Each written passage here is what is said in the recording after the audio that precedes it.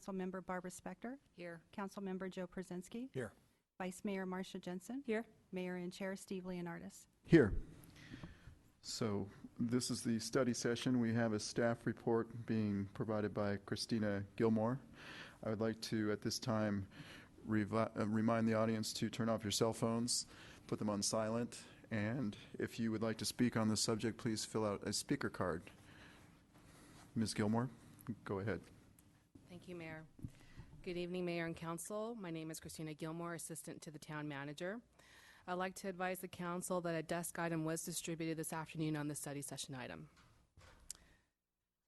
The purpose of this evening's study session is to receive Council direction on the regulation of leaf blowers.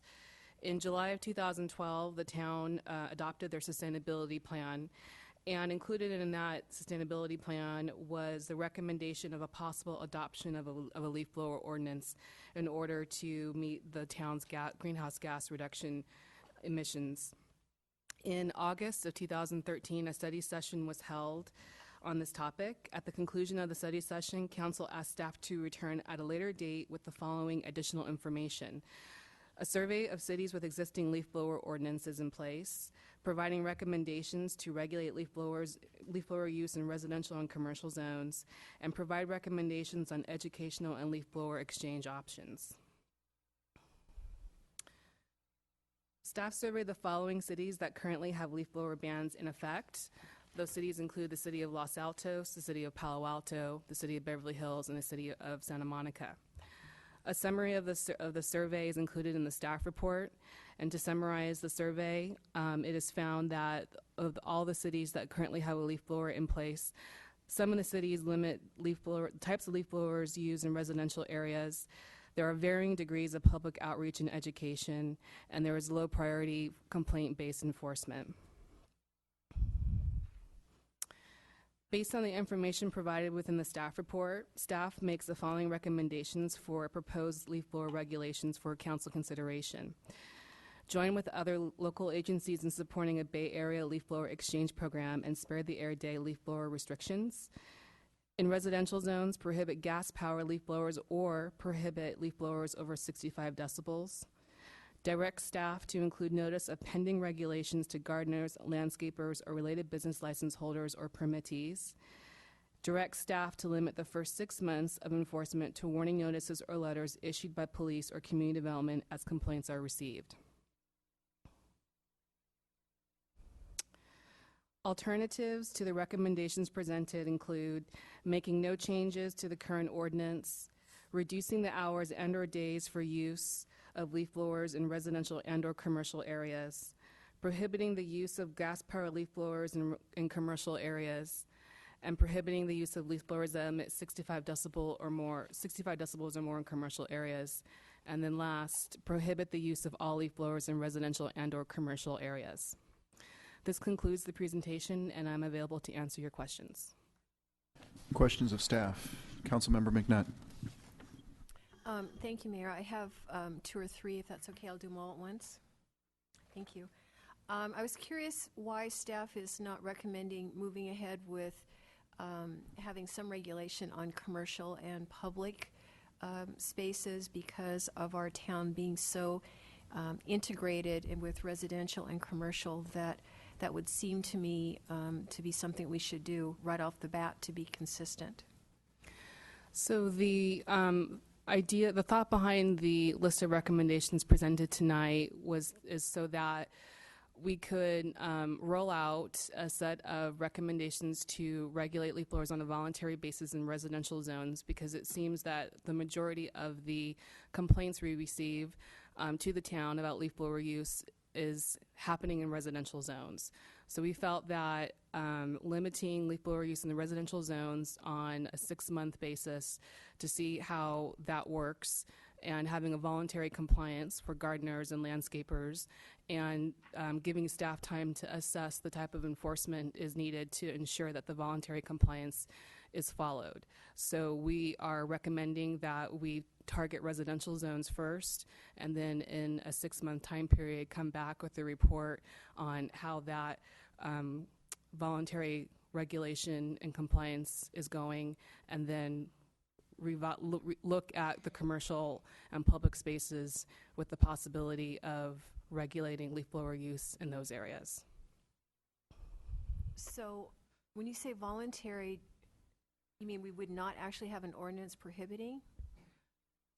Or we would have an ordinance prohibiting, but the voluntary part would be, we want you to do it and we won't penalize you if you don't? Correct. So we would be, depending upon the council direction tonight, the ordinance would be revised to put in the regulations for leaf blowers in residential zones, and the voluntary compliance would be that the gardeners or landscapers, if they're found to be out of compliance, would receive warning letters or citations, and they wouldn't be fined for the first 6 months. So it would be an education process on behalf of our code enforcement or police department.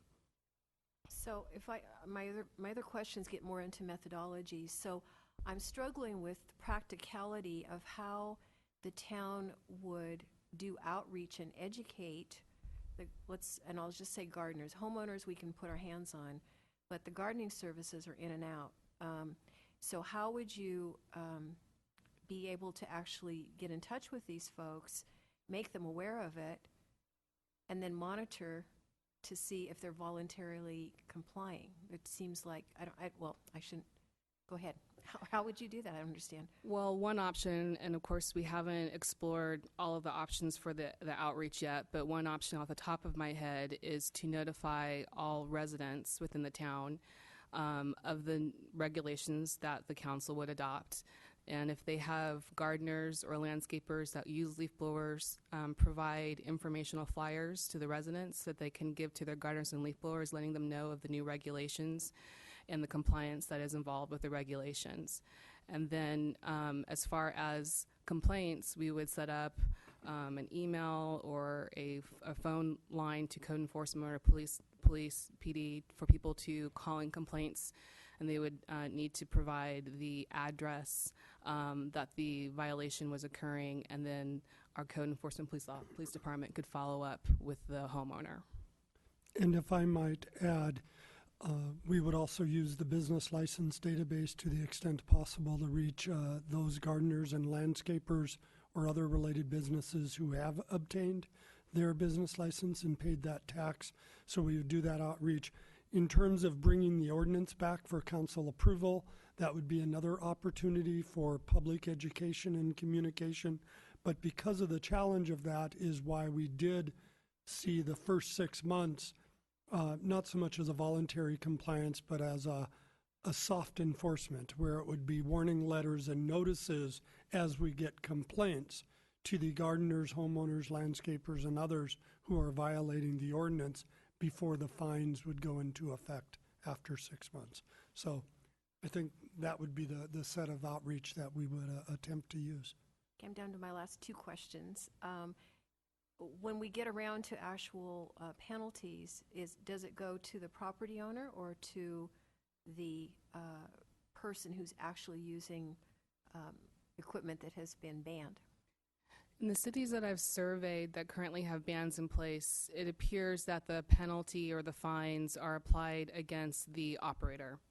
So that is an option that the town could take if the council so chooses, if the council decides to apply the penalty to the homeowner. That is up to the council's discretion. And then my last question right now is on the enforcement. The numbers on the other towns that you surveyed were quite varied, but they skewed towards the heavy side, from 5 to 10 a day, I believe, 300 and some to 400 and some a year. Do we have that many resources sitting around doing nothing that we can allocate to leaf blower enforcement? It would be a burden. We've been increasing our code enforcement staffing, and I think we took some solace in what we learned from the other jurisdictions, the survey, that it's relatively low priority enforcement. So if there are higher priority issues, those would be addressed first. I think we also want to use the first 6 months to see the level of complaints that are coming in and how much we're able to move to self-compliance through an education process rather than having to go out and start citing.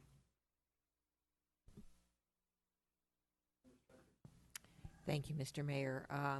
I also have several questions, if I might. Yes.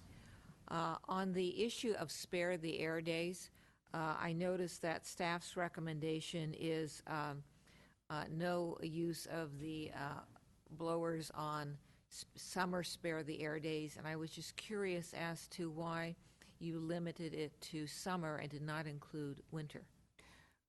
I did the research on the Air Quality Management District's website. They have two categories of spare the air days: winter spare the air days and summer spare the air days. The winter spare the air days seem to be focused mostly on wood smoke, reducing wood smoke and wood burning activity. And the summer spare the air days seem to be focused mainly on transportation reduction, as well as gasoline consumption from devices such as leaf blowers. So that was why the staff made the recommendation for summer spare the air days. Of course, if the council would like to revise that recommendation, you certainly can do that. On that same subject, I note that on page 1 of your staff report, you combine the exchange and spare the air with working with the Bay Area. But then later on in your staff report, you separate out the spare the air, something that we, the town, could do independently. So where do you see, what is your recommendation in that regard? Well, the council did express interest at the last study session to explore opportunities to incorporate spare the air day notices into any future types of leaf blower regulation. Since the study session in August, we've become aware of other neighboring cities who are also looking into leaf blower regulations, such as the city of San Jose, as noted in the staff report. One of their recommendations that they will like their council to review and prioritize is the possibility of partnering with other Bay Area agencies to come up with education programs as well as exchange programs to limit the use of leaf blowers or to promote alternative uses. So we combined them in the recommendation, noting that there might be several avenues at the same time that courses that we could pursue. And I would just add, it goes back to the enforcement issue. I think the town could separately have its regulation in the ordinance, but the effectiveness of the regulation in terms of getting to self-compliance would be much, much greater if it's a Bay Area-wide endeavor, and that when spare the air day alerts are made, it says not only reduce your vehicle miles, but reduce your leaf blower and other gasoline vehicle. We will be much more effective in that regulatory approach with a broader set of partners. All right, thank you. And then lastly, this is informational for me. You have the decibel levels of the gas leaf blowers in your report, but I don't recall if you had the decibel level of the electric. Do you know what it is? So leaf blowers, either gasoline or electric, come in varying decibel levels. So for cities who have adopted leaf blower ordinances, especially where noise is a concern, it seems that 65 decibels or lower are an acceptable amount of decibel levels to be emitted while running leaf blowers, regardless if they're gas or electric. So we set the threshold at 65 for a conversation for the council. Of course, if the council decides to amend that recommendation, they can do so. But in the tests that have been run on leaf blowers, it seems that the 65 decibel blower, regardless of whether it's an electric or gas, seems to be emit less noise than, say, a 90 decibel leaf blower. All right, Mr. Mayor, that's it. Thank you. Further questions, Councilmember Brzezinski? Thank you, Mr. Mayor. One of the recommendations was to support the Bay Area Leaf Blower Exchange Program. What is the mechanism that program entails, and what is the consequence, if any, to the town financially? So currently there is not a Bay Area Leaf Blower Exchange Program. If you recall from the August study session, there's a South Coast Air Quality Management District in Southern California that currently has a leaf blower exchange program that they run every year, and it's been a very highly successful program. And the recommendation at that time was for, or the direction from the council at that time after that study session was for staff to explore options for approaching the Bay Area Air Quality Management District to see if they could work with cities in the Bay Area to prioritize a leaf blower exchange program. So I know that the city of San Jose has expressed an interest in looking into this type of a program. The city of San Mateo previously earlier this year had expressed an interest.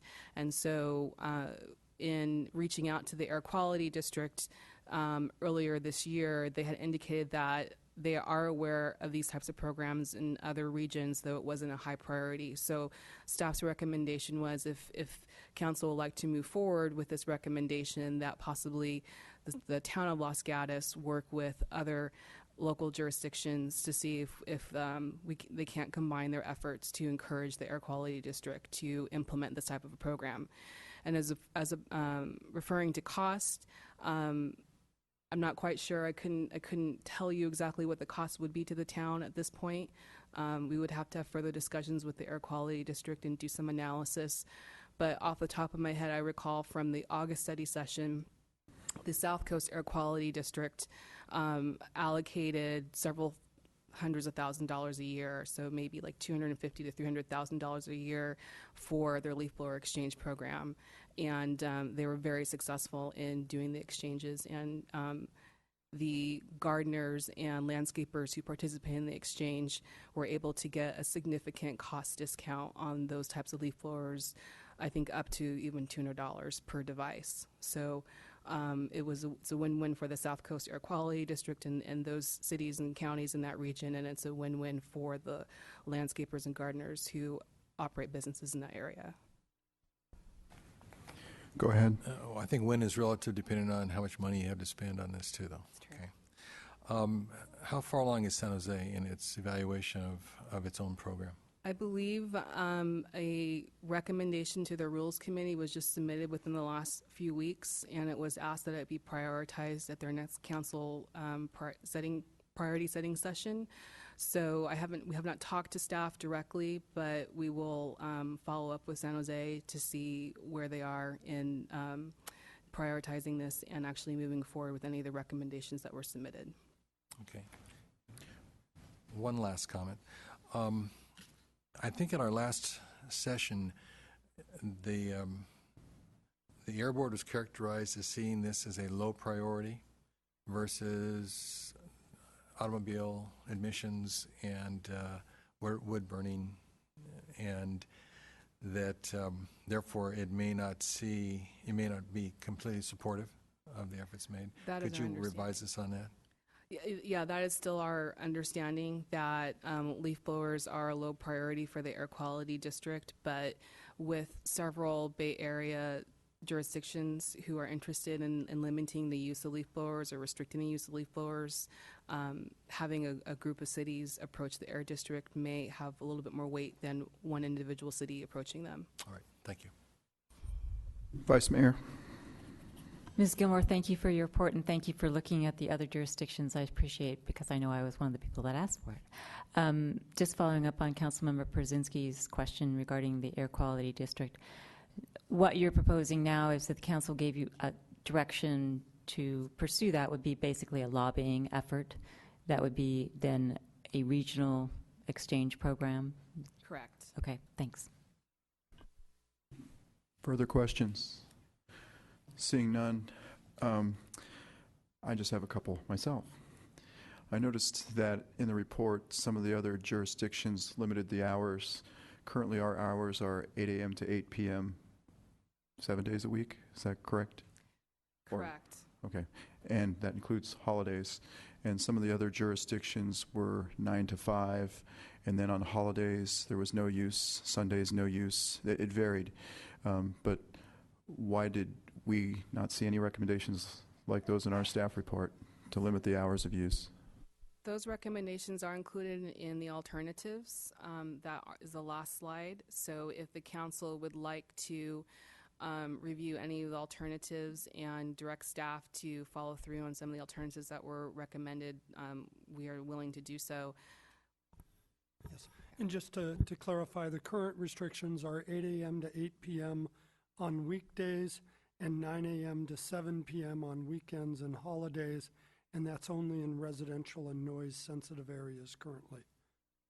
And the option remains to shorten those hours, to apply them to commercial areas. We thought the primary focus of the other jurisdictions and what we learned from them was not so much controlling the hours and days, but controlling the type of equipment that either causes noise or pollutants. And one other question I have. What, I didn't notice anything in the report recommending our own staff, their use of two-cycle leaf blowers perhaps being limited or eliminated altogether in favor of an alternative, or the contractors that we hire to do some of our landscaping and maintenance. So I was just curious why we didn't look at those types of things in this report. Yeah, so as stated earlier during this discussion, we chose to focus our recommendations on the residential zones for the first 6 months to get a handle on the number of complaints, to see if limiting the type of blowers or the decibel blowers helps to alleviate some of the concerns and the problems that the residents who have contacted us have complained about. At the conclusion of the 6 months, we will do a reevaluation and assessment of the residential regulation, and we would consider revising commercial zones as well as public spaces, and that would include town operations. And just to clarify, commercial, industrial, and public spaces are currently not regulated, so that was another part of our focus on the residential. It's only in the residential zones. We have the time limits, and we're proposing to extend equipment limits in there as well, based on your prior discussion, and then come back to look at extending time limits and or equipment limits in commercial, industrial, and public spaces. So a follow-up question, would we have any authority over the school districts? Would that be included in that commercial/public spaces? Interesting question. Obviously, their land use authority is separate from the town. I'm not sure their operating authority or not. We can investigate that and include that in that subsequent study with the town. Thank you. Vice Mayor? Thank you. I had a follow-up because I noticed it in our report, and then it was mentioned again in our report on page 2. It's talking about, quote, noise-sensitive zones, unquote, or areas. What is that? What's a noise-sensitive area, and is it defined somewhere in our codes? I can't expand more on the noise-sensitive zone. This is quoted directly from our current ordinance. I would assume, and just in reading the language, because the language is verbatim, that they are referring to mostly residential zones or residential areas that maybe abut commercial, but we would have to go back to the ordinance to review the definitions to make sure that we understood exactly what it was referring to.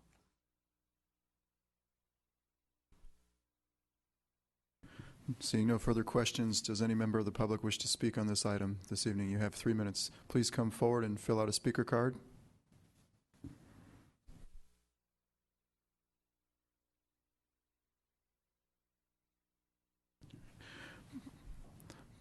Please tell us your name and your address.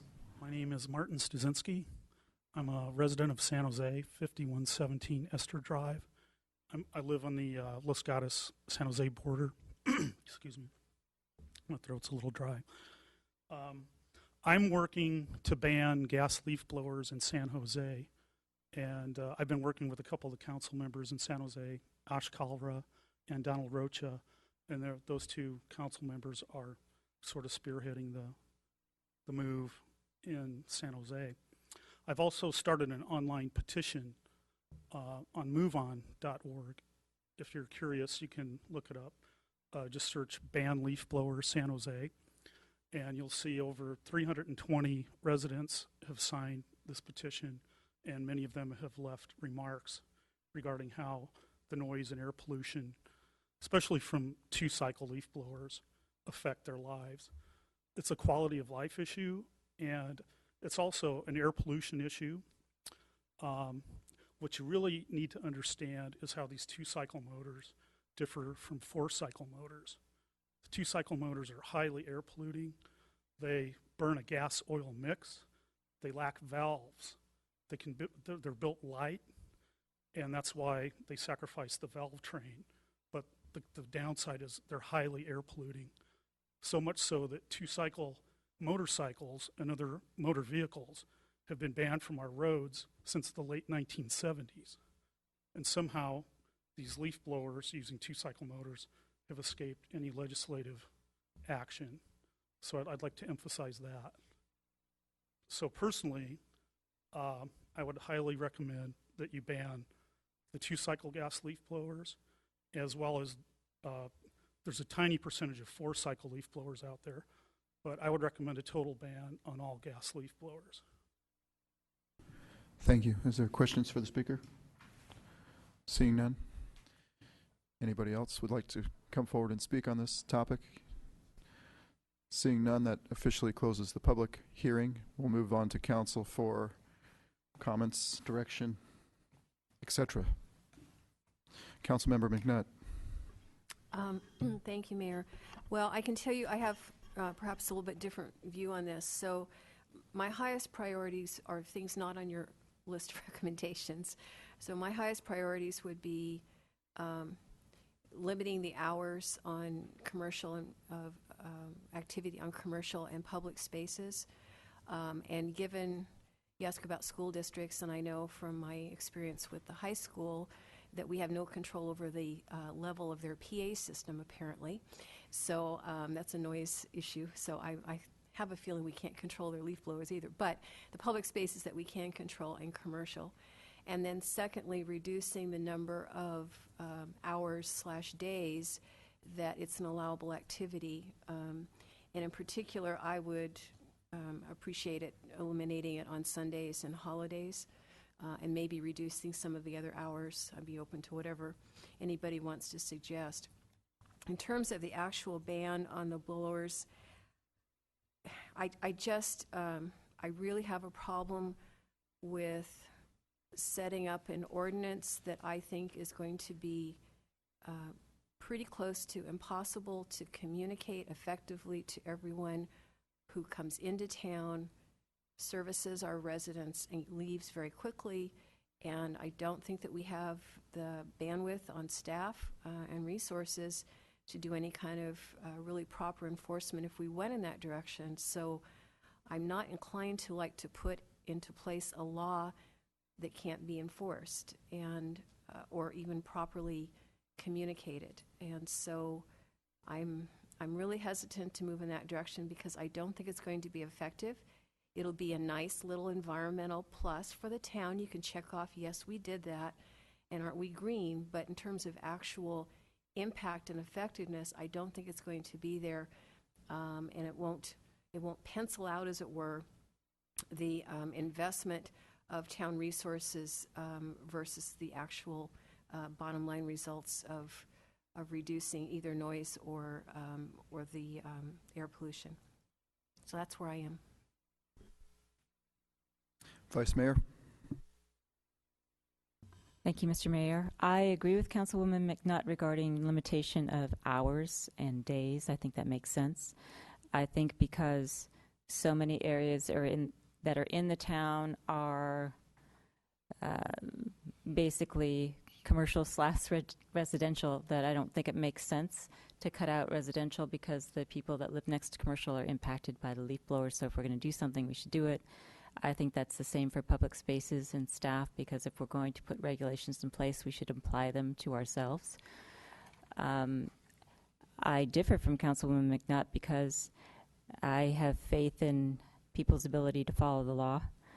And I think if we put regulations in place, that's why we have a 6-month grace period, if you will, to educate people, have them have the ability to get it moving. I think it's been successfully in place in other jurisdictions. Thank you for that information. I support banning the gas leaf blowers, or at least the two-stroke engines. I support a limitation on decibels. I support a lobbying effort to participate in an exchange program. And that's pretty much where I am on it. Councilmember Spector. Thank you, Mr. Mayor. Well, I get to go through all my notes of what Ms. McNutt and Ms. Jensen said. I agree that we should include commercial areas and public spaces, especially since we received a letter, I think someone on Almendra, and the commercial area was right there, and so for them it was a distinction without a difference if we didn't prohibit commercial areas. We have a small town. So I agree with that. I think that we should do limit hours and days and prohibit Sundays and holidays. Looking at, now that's Ms. McNutt. Now we go to Ms. Jensen. I believe that we should support the exchange program, understanding that it might not be immediately linear result. If you move along with San Jose and other jurisdictions, you're just trending in the right direction. I believe that we should include Spare the Air days. I understand that it's just summer for now, and I did, also factor in, that why we're not doing it in the winter. I think we should have nothing over 65 decibels. We should not have gas-powered leaf blowers. I think the 6-month grace period or educational period, I guess it would be, that staff is recommending is a good idea. With regard to enforcement, there are a lot of things that you don't know how they're going to get enforced in a jurisdiction in our town, but you look at the other cities that have enacted these ordinances, and I thought the report on what they did was very good, so thank you for that. I found that very helpful. And the number of complaints they had and how they dealt with it, some were dealing with it immediately, some not so immediately, but they were again trending in the right direction. I believe those are all of the issues, and then waiting for 6 months and returning the subject matter to us in 6 months, I think is a very good idea. Councilmember Brzezinski. Thank you.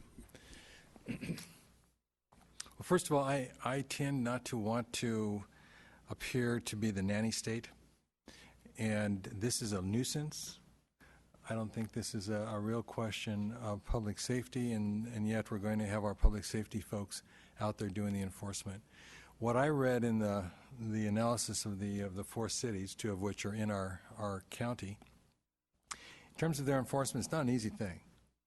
It's lowest priority in terms of police response, and we have some difficulty in maintaining code compliance at this time anyway. So that's a real hesitation. I don't really think it's appropriate for us to create law that we can't enforce. However, I do believe that there's merit to what we're looking at here in terms of some kinds of constraints.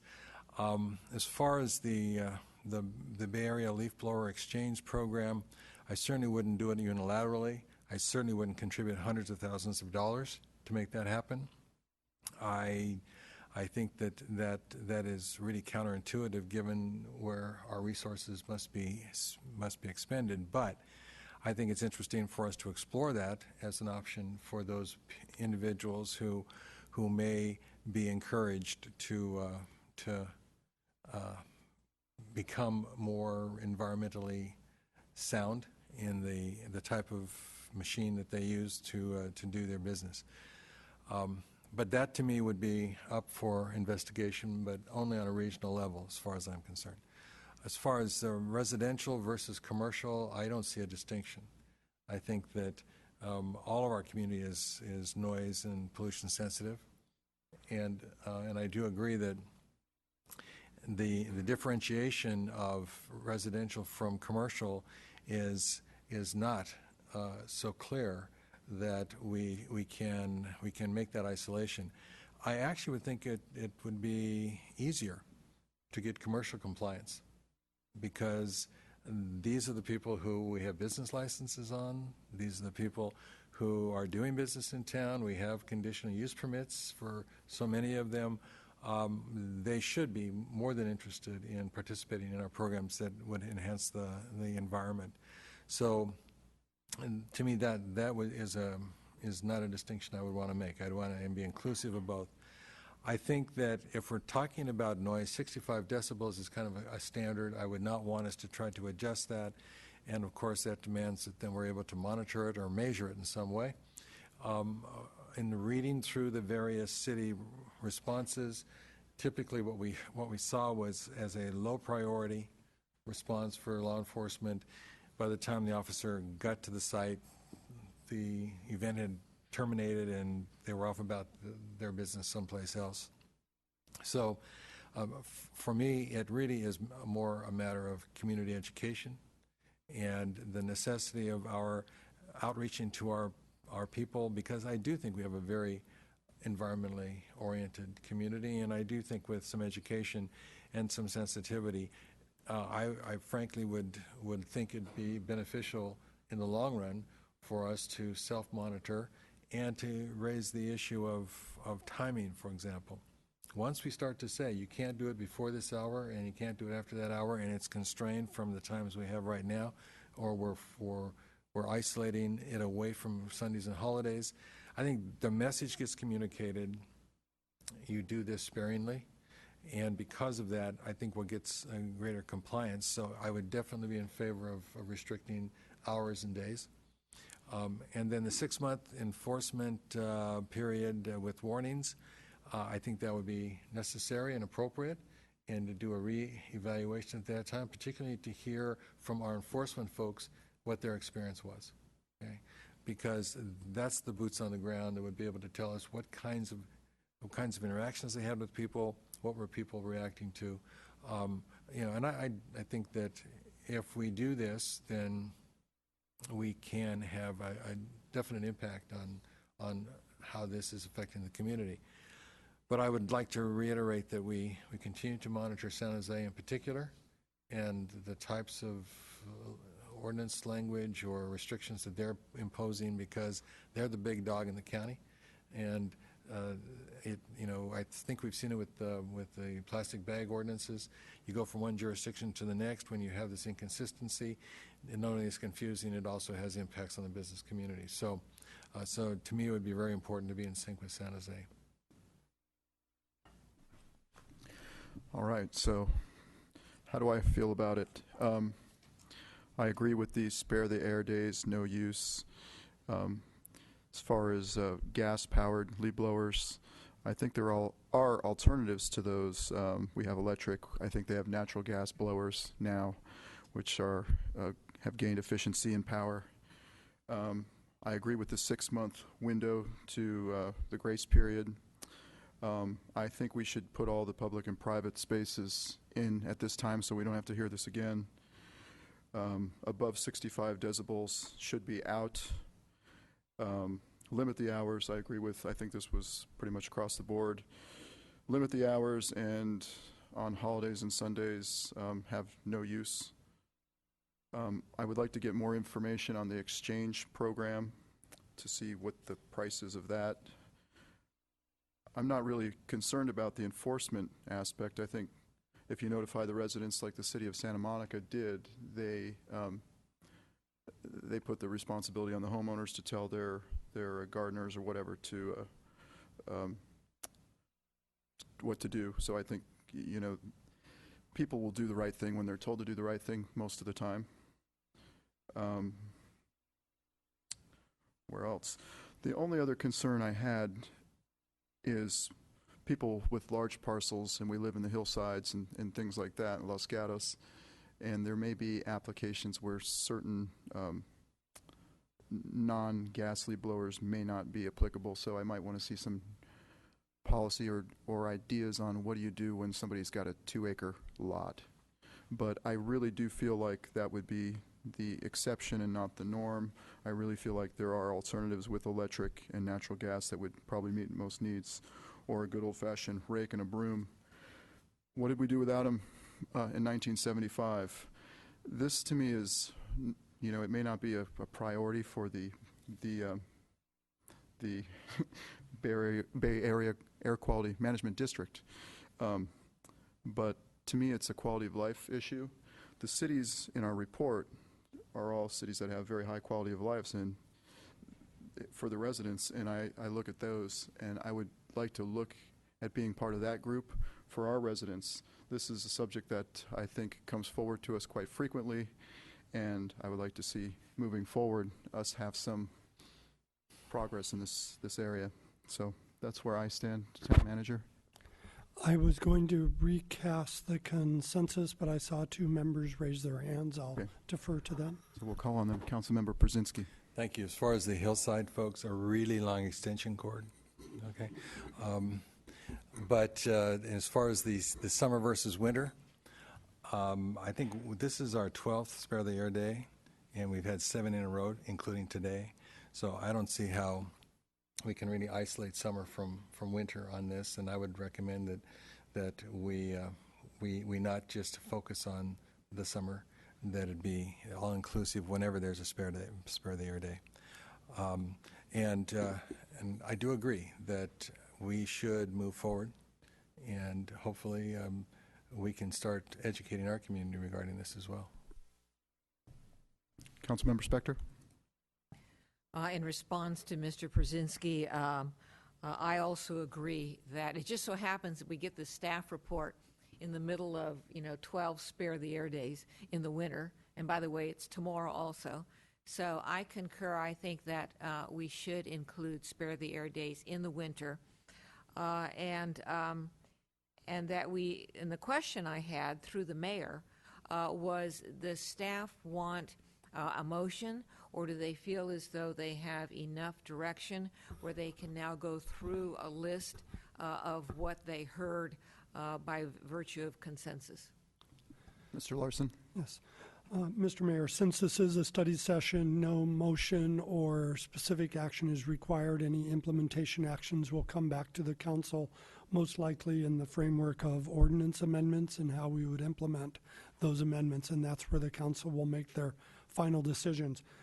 What we have taken as the council consensus and discussion is either a clear majority or overall consensus for basically all of the recommendations that were presented by staff, with the notation that any leaf blower exchange program would not incur any town expense at this point in time. It would be simply working with other jurisdictions to make that a higher priority for BACMed, and then to add into the discussion and the recommended ordinance changes the restriction on both gas blowers over 65 decibels and gas leaf blowers both.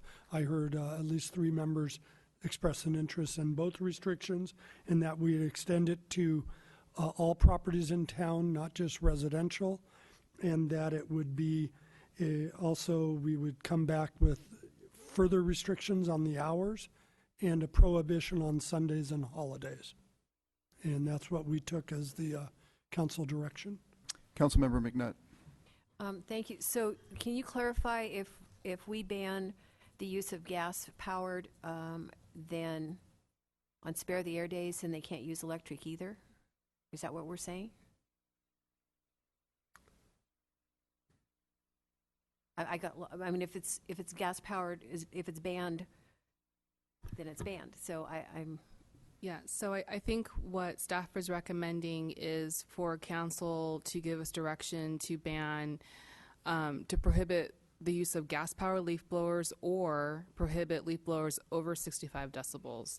On Spare the Air Days, I think what the council has directed staff to pursue is that on Spare the Air Days, no leaf blower usage, regardless if it's an electric or a gas that meets the 65 decibel threshold, would be allowed to be used on Spare the Air Days. That's my understanding. So that would be confusing to me, because I think you need to clarify, because I thought I heard the majority saying banning both, not an or, but both. And does electric produce... if Spare the Air Day is not about decibels, So does electric produce, emit emissions that would feed into that? So that's just confusing to me. I did hear the council majority say do both restrictions, a prohibition on gas and a prohibition on gas blowers over 65 decibels. And by including all properties in town, it kind of makes the differentiation for Spare the Air Days less important for Los Gatos, but I still think us participating in that as a regional effort makes sense. So there's common communication throughout the Bay Area on Spare the Air Days. Councilmember Spector and then Councilmember Brzezinski. It would be my understanding that with regard, I had the same thought that Ms. McNutt did, if you're not, what about on Spare the Air Day? If you're going to get rid of ban the gas blowers, then why would you care if it's the electric? And in my mind, my experience, what I see, what I hear, it's the particulate matter that even the electric blowers generate would have an impact on the Spare the Air Days. Councilmember Brzezinski. Well, I think it's an interesting question that perhaps we should take another look at. My understanding about Spare the Air Days is related to the emissions from the gas blowers. It's not the dust that is that's stirred up. Just like it's on vehicle exhaust, it's on wood burning. And the types of toxics that are emitted in those cases. So I really don't think, if we're looking at Spare the Air Days, we should be really cognizant of what Spare the Air Days are for, and it's not, and maybe more restrictive than what we're thinking. My own inclination would be, if we're focusing right now on gas leaf blowers and leaf blowers over 65 decibels. Those would be the two things we're focusing on. I think once we start to include the electric, then we're starting to go a little far afield, and I think it's counterintuitive at that point. So, just to summarize this point, for me, I was under the impression that Spare the Air Days dealt strictly with the two-cycle, the gasoline emissions as well. But I would like to include that in the city of Palo Alto, they put generators and they plug electric leaf blowers into the generators, and the generators cause pollution. So further direction for staff would be, and from my point of view, to not allow to have that happen, because that kind of defeats the purpose of what we're trying to achieve here. And on the Spare the Air Day, Mayor, staff will come back with either a recommendation or alternatives given how the staff recommendation was broadened to include all parcels in town and the limit on both types. I know for individuals, Spare the Air Days serve as a notice of, for those who have lung disease, to avoid particulate matter, avoid being outside, where there could be a secondary benefit that's not related to gas engine emissions. But that's one of the issues that staff would review as we bring back an ordinance for you and make a recommendation at that time. Thank you. Vice Mayor? Mr. Larson just addressed my question. Thank you. Councilmember Spector. Thank you, Mr. Mayor. Question for staff through the mayor, if I might. What is your timing? I know you're going to come back, staff plans on coming back in 6 months with a report, but what is your timing for advising the public of this new process? We were awaiting this discussion with council to see the direction you wanted to go before mapping out when the ordinance changes would come back forward.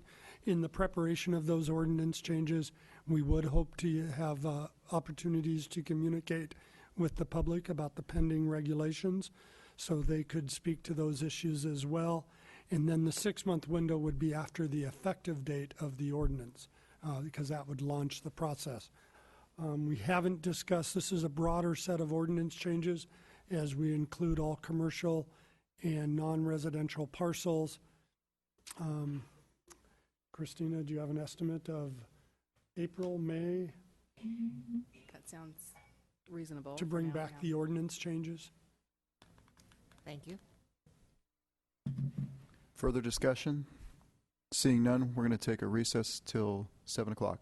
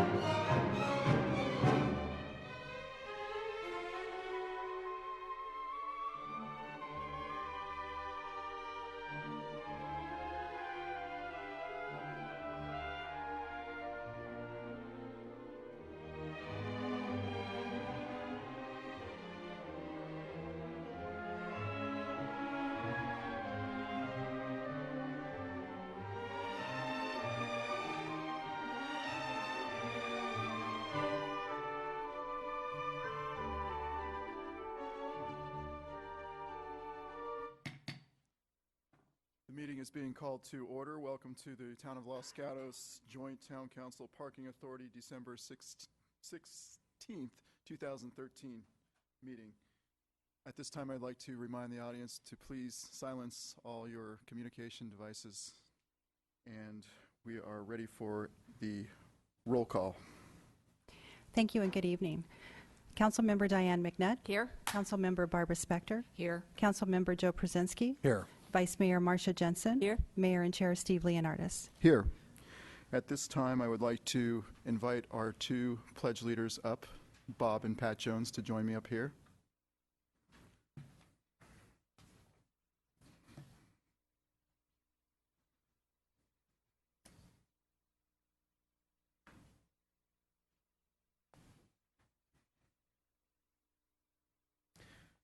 So Bob and Pat Jones have lived in Los Gatos for 44 years.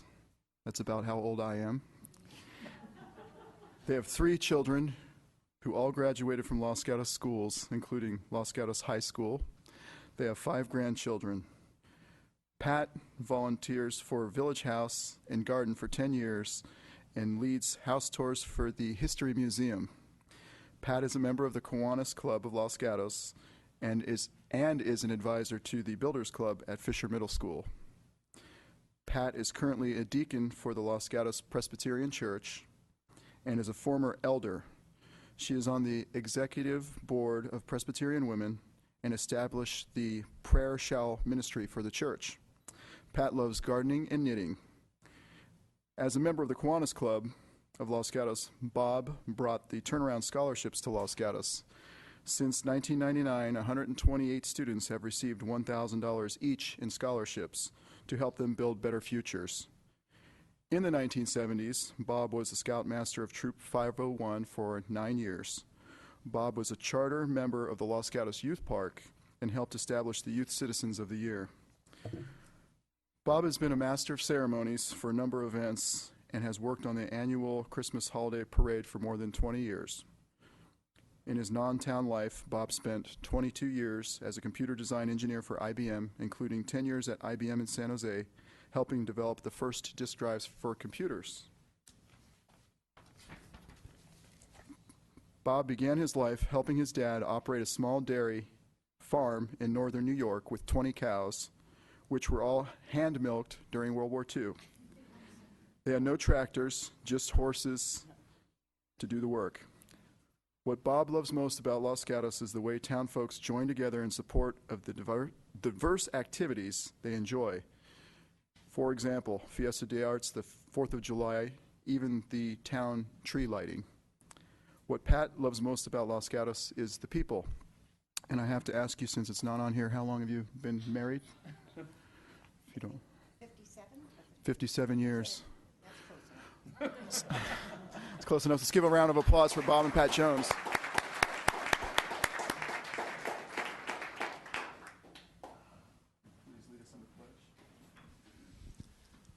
I pledge allegiance to the flag of the United States of America and to the republic for which it stands, one nation, under God, indivisible, with liberty and justice for all.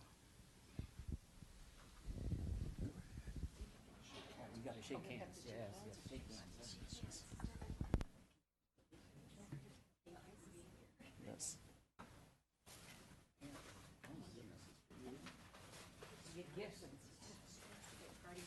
Good. Lovely party gifts. Thank you very much.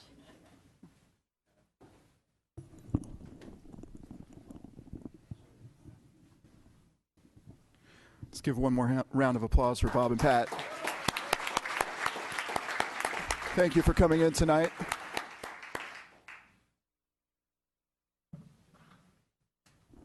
Next is our appointments to our boards and commissions and committees. And on December 9th, Monday last week, council interviewed a number of candidates for various commissions and committees. And I just wanted to know if council had any questions about the process or any questions of staff about what will happen. Seeing none, I'd like to ask the clerk administrator to begin the appointment process. Good evening, Mayor and Council. I will be announcing the boards, commissions, and committees along with the number of vacancies and number of applicants who have applied to the positions. Then I will then announce each applicant and ask for a vote by a show of hands. Once council has completed the voting process for the commission, I will announce the applicant or applicants who have been selected to that position. This process will continue for each board, commission, and committee during the appointment process. Upon completion of the appointment process, council may direct the clerk administrator to re-advertise for any open positions. For the voting scenarios, for a commission candidate to be appointed, a majority vote of 3 or more must occur. In the event a majority vote does not occur, staff recommends that council consider the following process. For a voting scenario of 2, 2, and 1, the candidates receiving 1 or fewer votes are eliminated and runoff is held on the candidates that received 2 votes. For a 2, 1, 1, 1, council votes again for the candidate that received 2 votes. The candidate is appointed if she or he receives a majority. If not, the position is re-advertised. For a 1, 1, 1, 1, the position is re-advertised. Are there any questions? Seeing none? So for the first one is the Arts and Culture Commission. The first applicant is Brian Bernasconi. Okay. The next applicant is Denise Carter.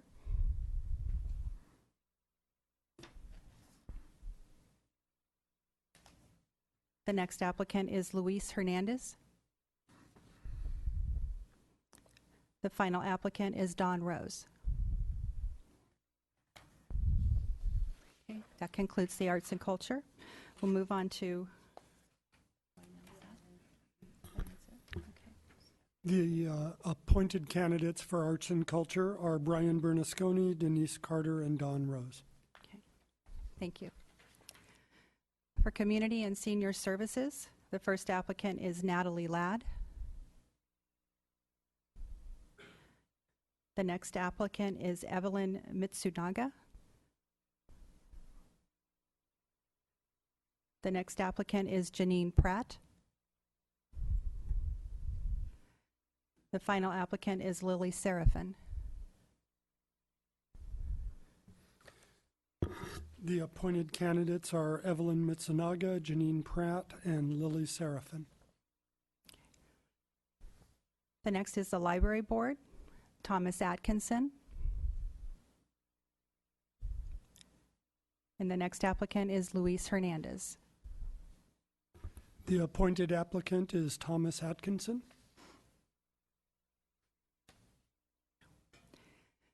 The next one is Parks Commission, Eric Fox.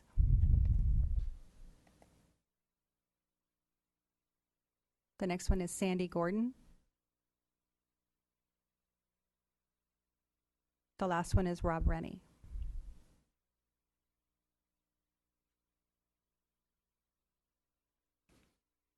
The appointed applicants are Eric Fox, Sandy Gordon, and Rob Rennie. Next one is Personnel Board, Lisa, I'm not sure how to say her last name, Agari.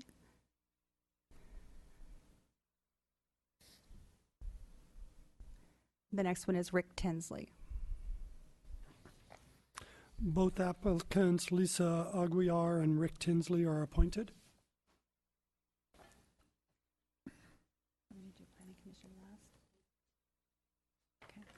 So next one is for Planning Commission. First one is Mary Badami.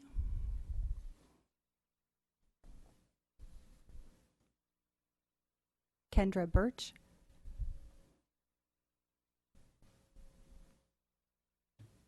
Melanie Hansen. Luis Hernandez. Matthew Hughes. Todd Jarvis. And Rob Rennie. The appointed applicants are Mary Badame and Kendra Birch. Final one is Transportation and Parking.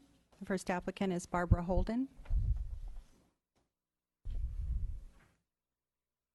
The next one is Garrett Kolb, Natalie Ladd,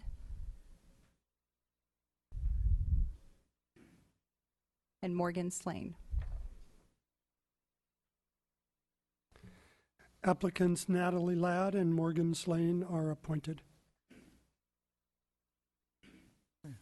So at this time, I'd like to congratulate all those who were appointed, and those who were not appointed, please feel free to apply in the future. With that said, we're looking for some council direction on how we'd like to approach this going forward. If we'd like to re-advertise the vacancies right away, or if we'd like to wait for the next cycle. So, any input on that? Councilmember Brzezinski. There are a number of openings. I think we should re-advertise. If that's a motion, I will second it.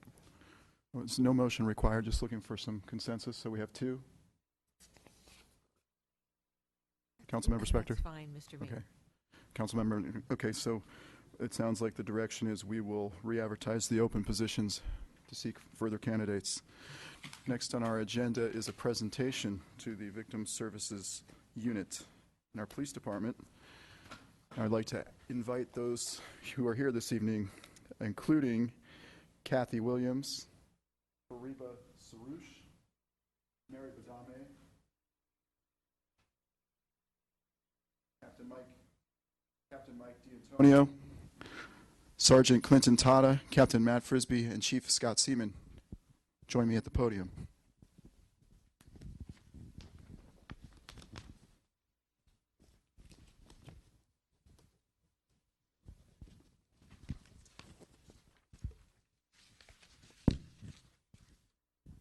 I'm proud to be standing here with you this evening to present this award for excellence in victim services to this team. This award is made by the International Association of Police Chiefs. Los Gatos received first place in the small cities category. I understand that other members of the unit are in the audience. If you'd like to come forward and stand with us, you can come forward at this time.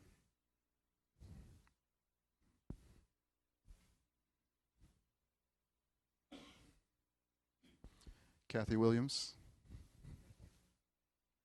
this is for you. I'd like to invite you and Captain D'Antonio to speak, if you'd like.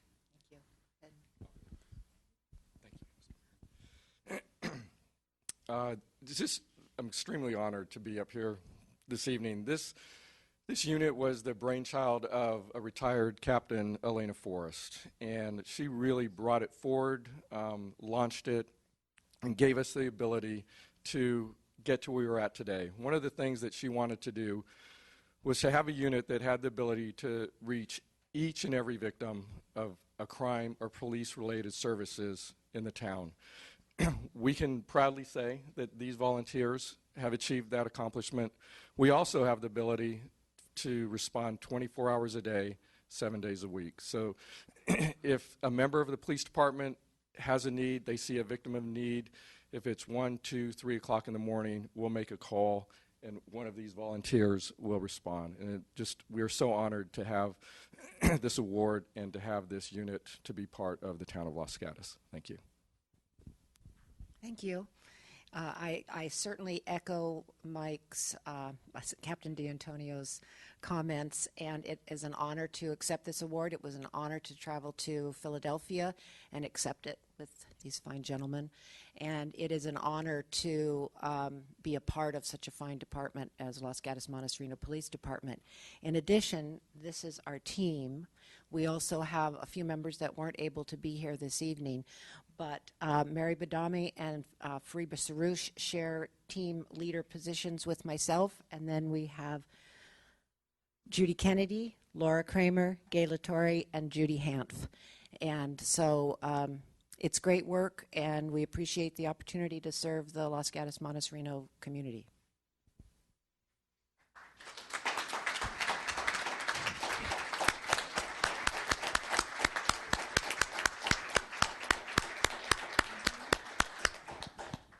Thank you again to the Victim Services Unit.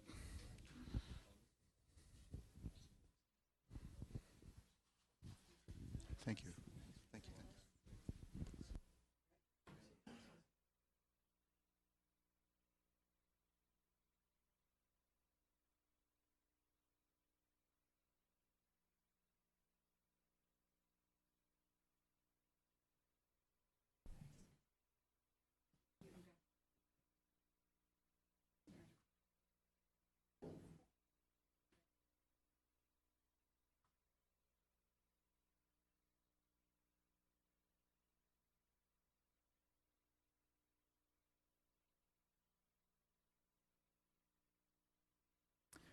Next on our agenda is the closed session report.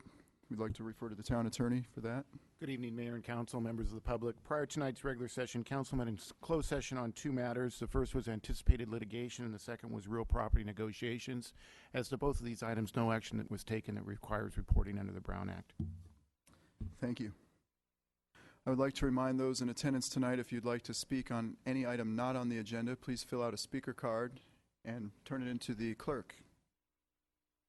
Council and manager reports. Council matters. Does any member of council have anything they'd like to share? Councilmember Spector. Thank you, Mr. Mayor. The Community Development Advisory Committee met since the last council meeting, and the Vice Mayor and I are members of that committee, and we discussed potential development of the current Elks Lodge property on Winchester Boulevard. Thank you. Anybody else? Councilmember Brzezinski. Thank you, Mr. Mayor. I had two meetings in the regional arena. The Metropolitan Transportation Authority met in Oakland 2 weeks ago to discuss issues relative to funding of various transportation opportunities in the South Bay. And then I chaired the Valley Transportation Authority Board of Directors meeting. This is the last meeting of this year, at which time we celebrated the retirement of our current general manager, Michael Burns, and welcomed our new general manager, Nuria Fernandez, into the VTA fold. Myself, I have attended two meetings since our last meeting on behalf of the town. One was for the West Valley Solid Waste Management Authority, where we approved a new 10-year contract for services, and the other was the West Valley Sanitation District, which was general business meeting. Next is consent items. Town manager. Yes.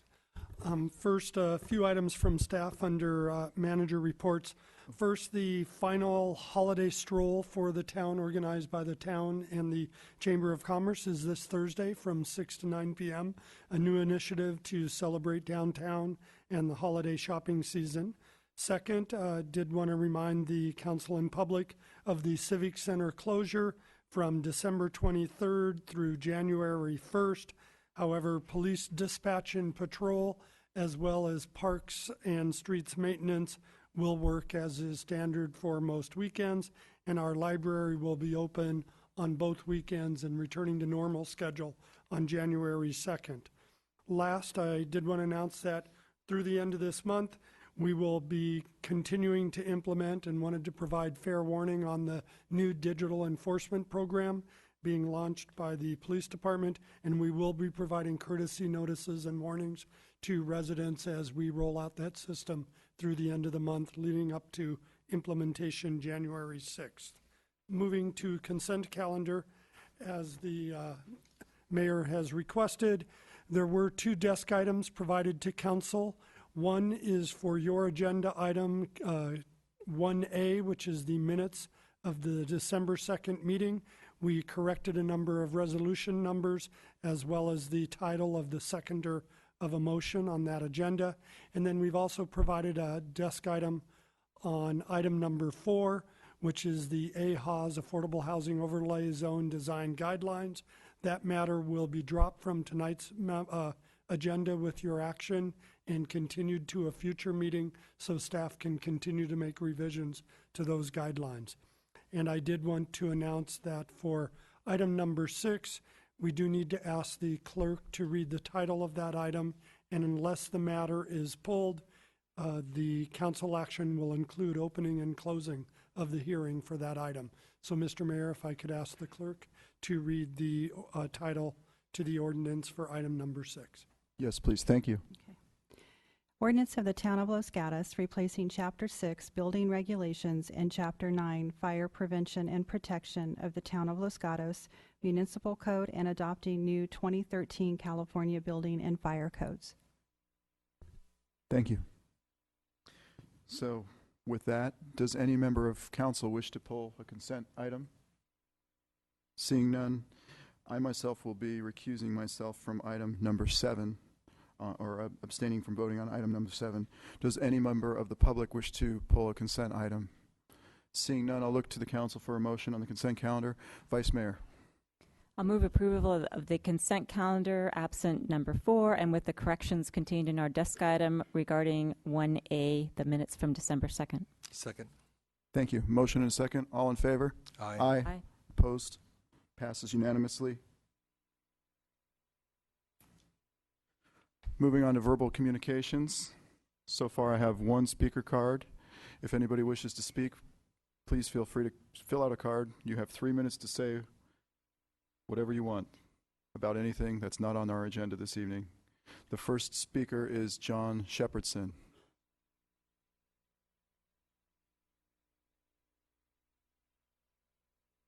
Good evening, Mr. Mayor and council members. First, I wanted to thank council members Przinski and McNutt for meeting with me recently. I very much appreciate that. Secondly, I want to thank Manager Larson for responding to my request regarding the homelessness issue and the cold and what we can do about that. I appreciate that. And I forward that on to Beverly Bryant, who's going to be working tomorrow at St. Luke's to do some charitable work. Thirdly, I wanted to briefly speak about the lawsuit, the Albright lawsuit. There was a recent decision by Judge Huber, and he found that the council's action was proper. And I would just say that just as the developer chose to go beyond the Planning Commission's decision and go to the council, the people have the right to appeal Judge Huber's decision and go to a higher court. So that's we are a town, a state of laws, and we are following the legal process. My next point is with respect to the Albright project in terms of the ballot. I only have 3 minutes. We're a small group that you're aware of. There's a larger group behind us, and the developers submitted a lengthy campaign, including a mailer. But it's really not a matter of A or B. It's a matter of degree. And it's our view that the 350,000 square feet, which is the superior alternative under the EIR, was really best for the town and for the environment. The developer chose to go for 550,000, and then the council approved 485,000. What I'm concerned about is that incremental 135,000 square feet of office space. I calculate that that's going to result in an incremental car trips per day of 1,700. And I'm using an 8-person per 1,000 square feet because I think these high-tech companies pack in the workers, they put them in tables and laptops, so we're dealing with a different dynamic. And we also know from the recent article in the San Jose Mercury News that now San Jose has gone from the 13th worst in terms of traffic to the 5th, and I anticipate that that will increase. And so I think that it's a mistake in light of this additional data to be creating a project that will create that many new car trips on a very narrow pathway in town, which will impact the rest of the town. And with my 3 seconds left, thank you very much. Thank you, Mr. Shepherdson. Any questions for the speaker? Seeing none. Would anybody else like to speak? Seeing none, we'll be moving on to other business. We have a staff report from Chief Seaman.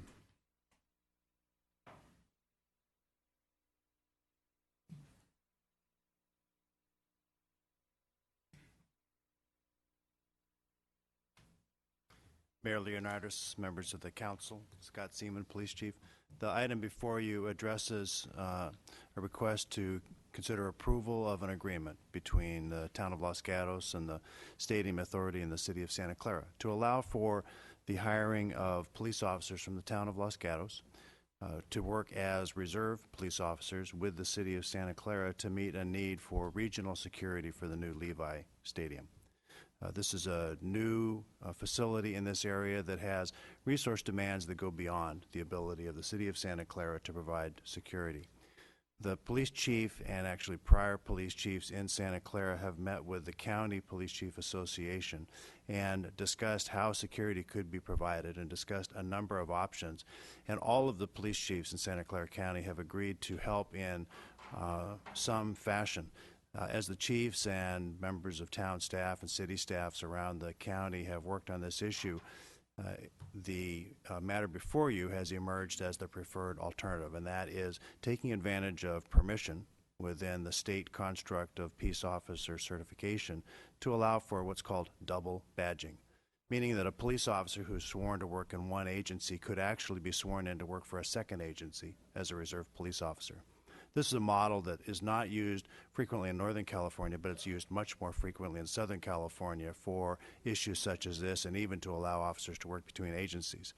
However, in this case, this unique stadium, which has such large demand and regional reach for its impacts, both traffic but also the draw from people from around the area, including, we fully expect, people from our community and from Montecito, requires the provision or the utilization of a larger professional force of officers.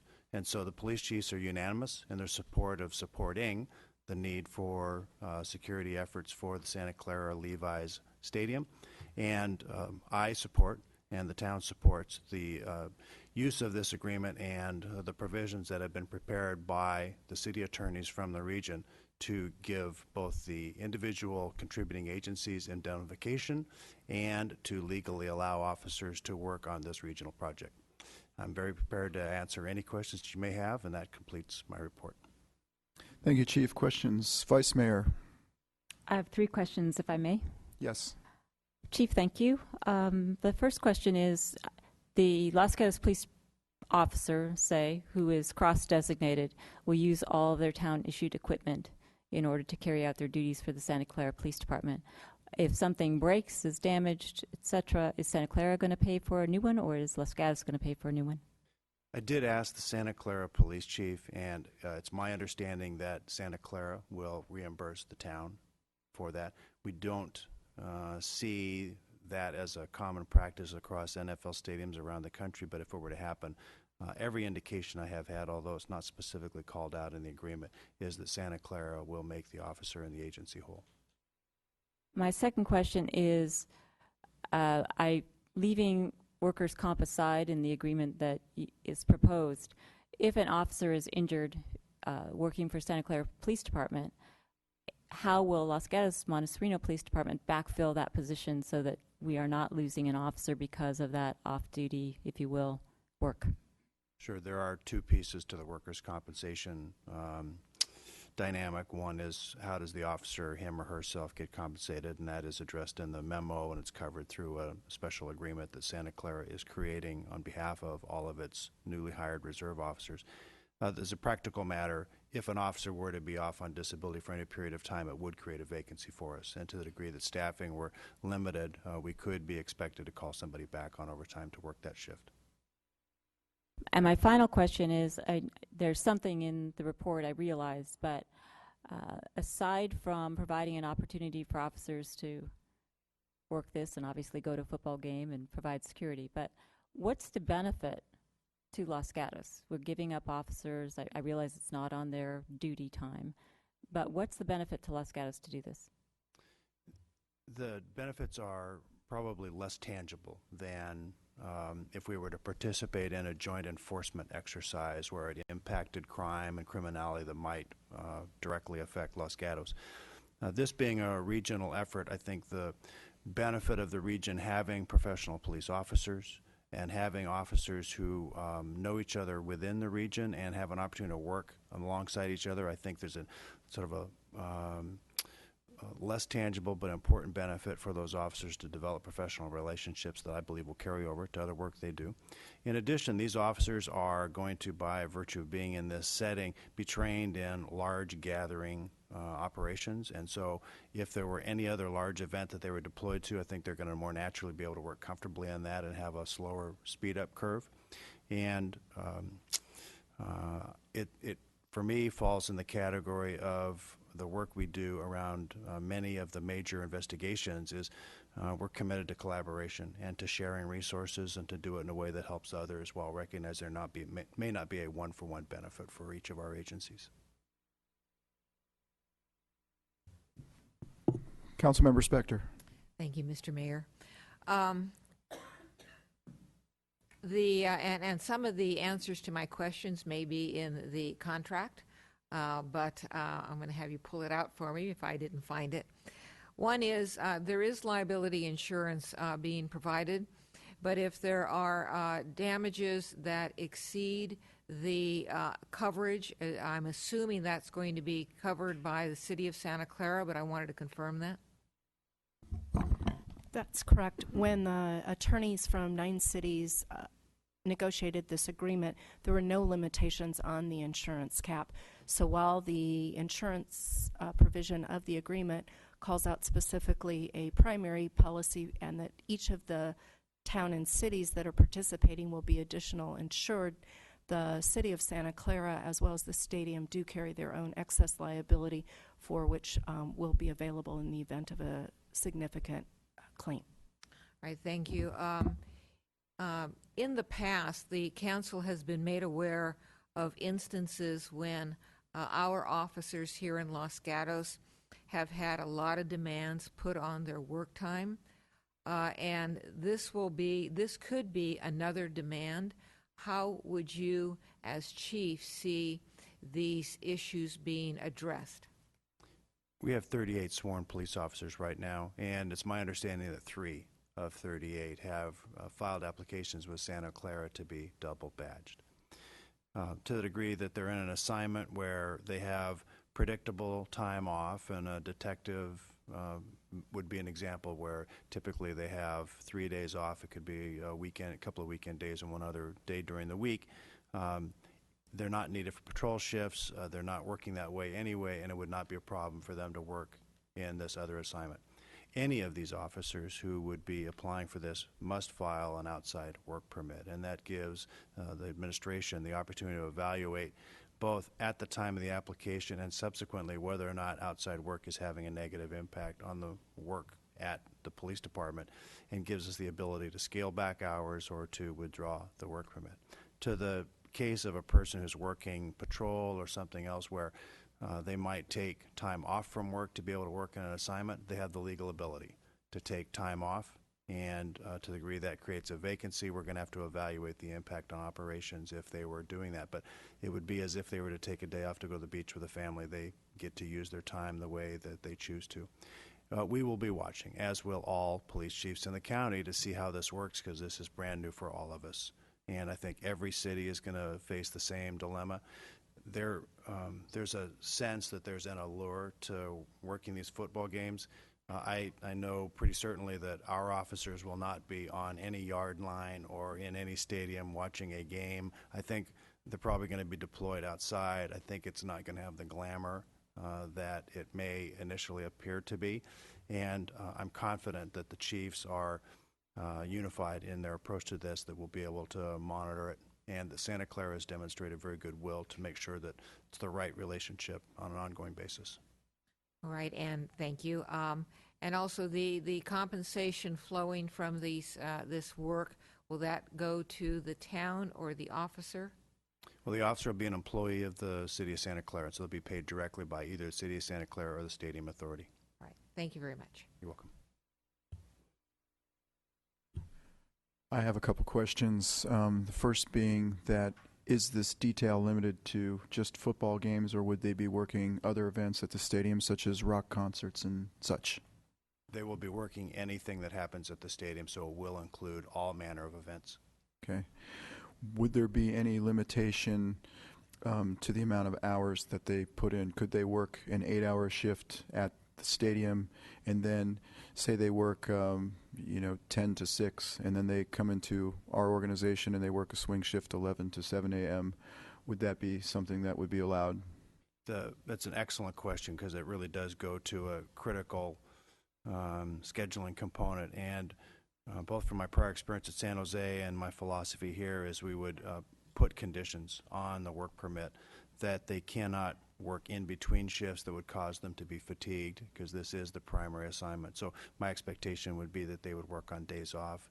They could work at the end of a shift, which follows and leads into days off. I think that's acceptable, but I wouldn't want them coming back to work. We work 12 hours and 20 minutes each shift, and so I wouldn't want them to work that, go do something, and then try and come back that night.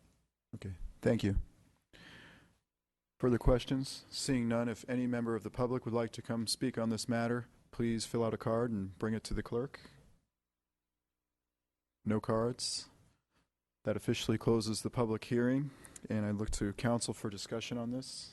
Questions? Councilmember Brzezinski. I'll make a motion prior to discussion. I'd like to authorize the town manager to execute this agreement with the Santa Clara Stadium Authority and the City of Santa Clara to set forth terms and conditions in which the town police officers may be authorized to work as reserve officers for the City of Santa Clara at the new stadium. The motion, do we have a second? Councilmember McNutt. Second. Discussion. Vice Mayor.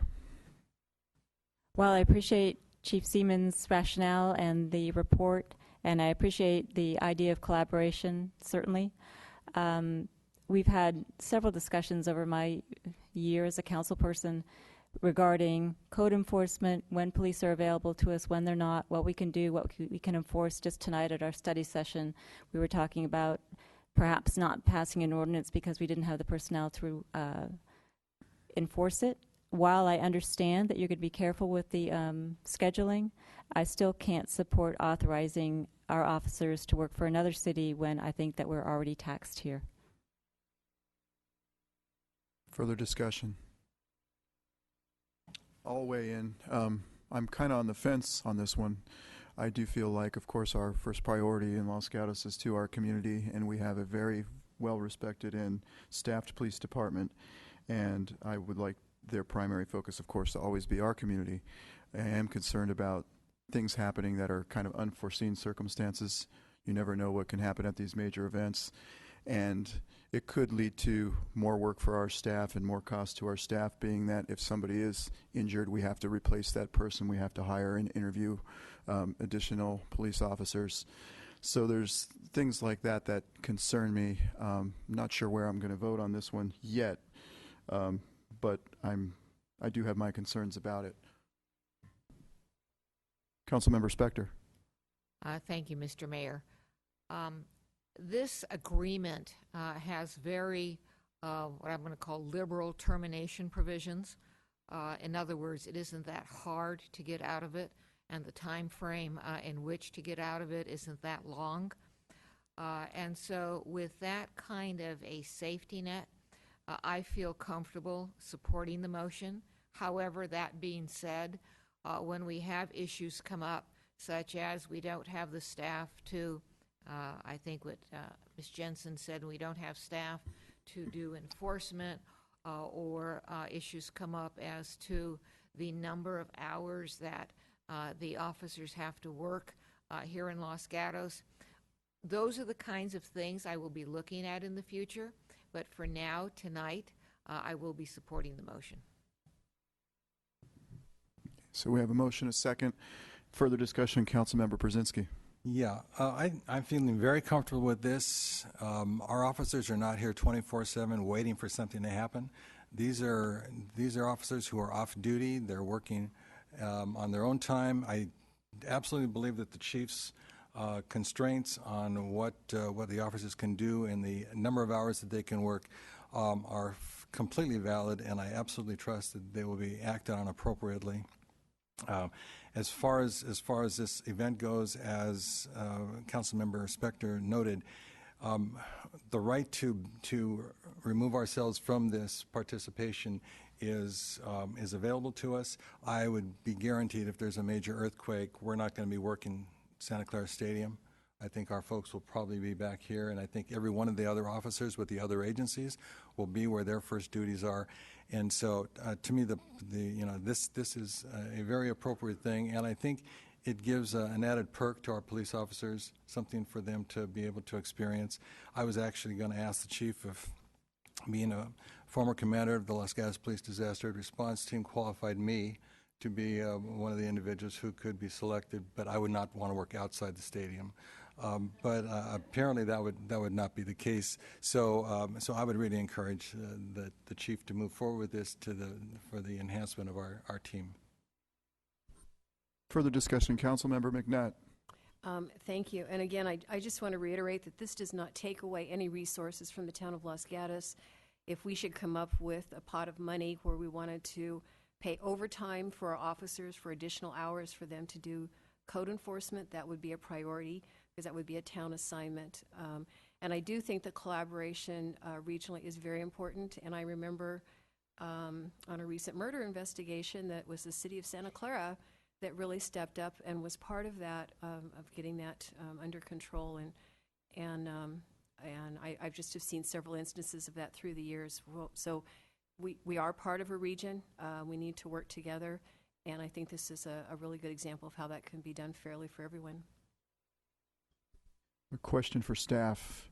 Is this something that we can review after 1 year or 6 months, come back and revisit to see how the program is working out in reference to Councilmember Spector's comments that if things were not working out so well, we could get out of this agreement? Yes, I don't know that we'll have empirical data other than asking Santa Clara to give us a report on when they used our people. We can certainly explore that, and I do know that you're interested in tracking how this goes, so we'll make reasonable efforts, every reasonable effort to be able to give you that information. Okay. Thank you. Further discussion? Seeing none. All in favor? Aye. Aye. Opposed? No. Passes 4-1. Next is something that we have to say goodbye to somebody this evening. Our town attorney, Judith Propp, who's been with us for 3 years, serving us faithfully. I'd like to have you come over to me, and we have something for you.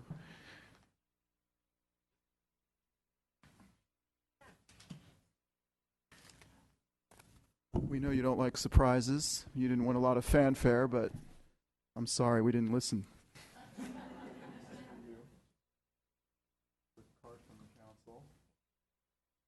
So, Judith has been with us for 3 years. It's about the whole time I was here. It was a pleasure for me to work with her. She served with, a lot of tough land use issues on our council. And we're here to say goodbye to her this evening. This is her very last work, was this issue with Chief Seaman and the Santa Clara Stadium. So, Judith, thank you. Thank you on behalf of the council. Shake everyone's hand. We're going to miss you. Do not be a stranger.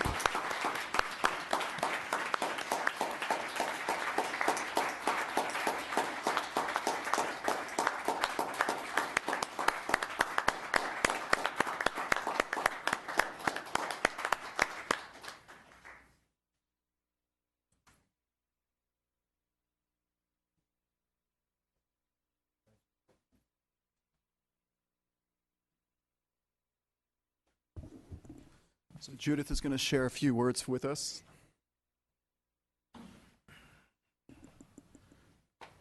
Thank you for indulging me. Since this is my last council meeting prior to my retirement later this month, I would like to take a moment to thank the council. It has truly been a privilege and an honor to serve you as well as the town over the past several years. Thank you for your leadership, your commitment to making the town a wonderful place to both work and live.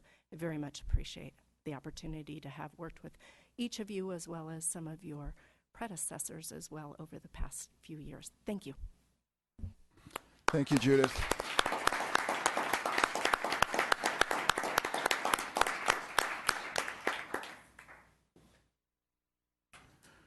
Moving on to our first public hearing of the evening.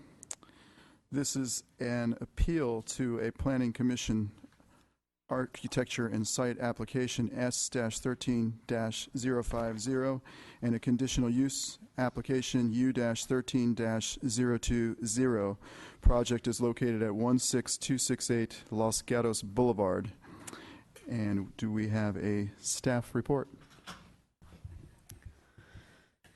This property is located on the east side of Los Gatos Boulevard. It's one lot south of Shannon Road.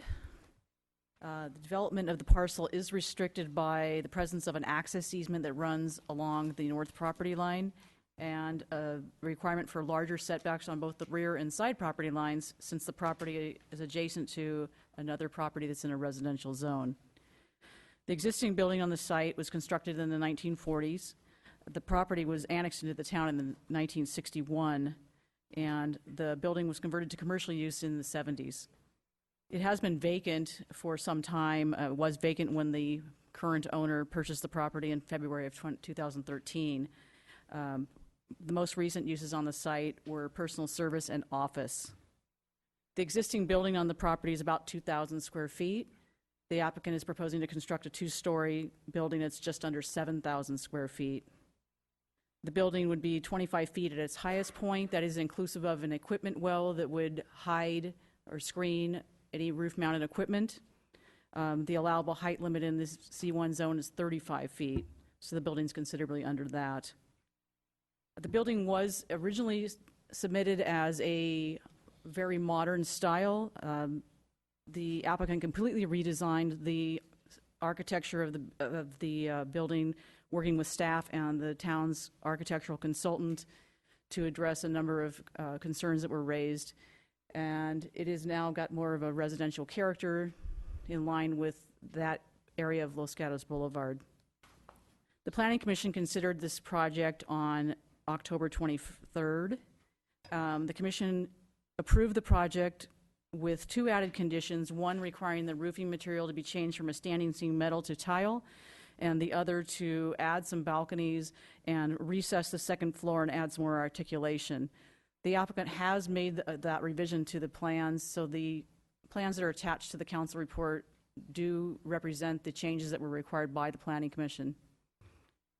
The Planning Commission's decision was appealed on November 4th by the owner of an adjacent commercial building that's located at Shannon and Los Gatos Boulevard. The council has three options. One is that the appeal could be denied and the Planning Commission's decision to approve the project upheld.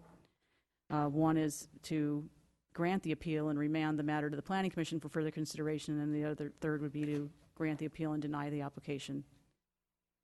Staff's available if you have any questions. I'd like to first ask the council if you have any disclosures. Vice Mayor? I have visited the property on numerous occasions, and I met with the applicant and his architect last week at their request. Councilmember Brzezinski? Yes, I also visited the property several times. I met with the applicant and his architect as well about a week or so ago at their office, and then I've had conversations with the appellant regarding the property and regarding their appeal. Councilmember Spector? Thank you, Mr. Mayor. I have visited the property. I have met with the property owner and his architect, and I've had a telephone conversation with Marlon Smith. Councilmember McNutt? Thank you, Mayor. I visited the property and I met with the applicant and his architect. Okay. I too have visited the property and I met with the applicant and his architect. So questions for staff? Vice Mayor? I have two questions. The first one, actually, I'll refer to the Planning Commission report that was included with our packet. It's on page 7, and it's paragraph E that says traffic. And the second sentence says how many square feet they're proposing, and that'll generate about 51 average daily trips. And then it says it's expected to add 9 trips during the AM peak period and 8 trips during the PM peak period. Is that calculated with credits for traffic from the prior use that's now vacant? Yes, it is.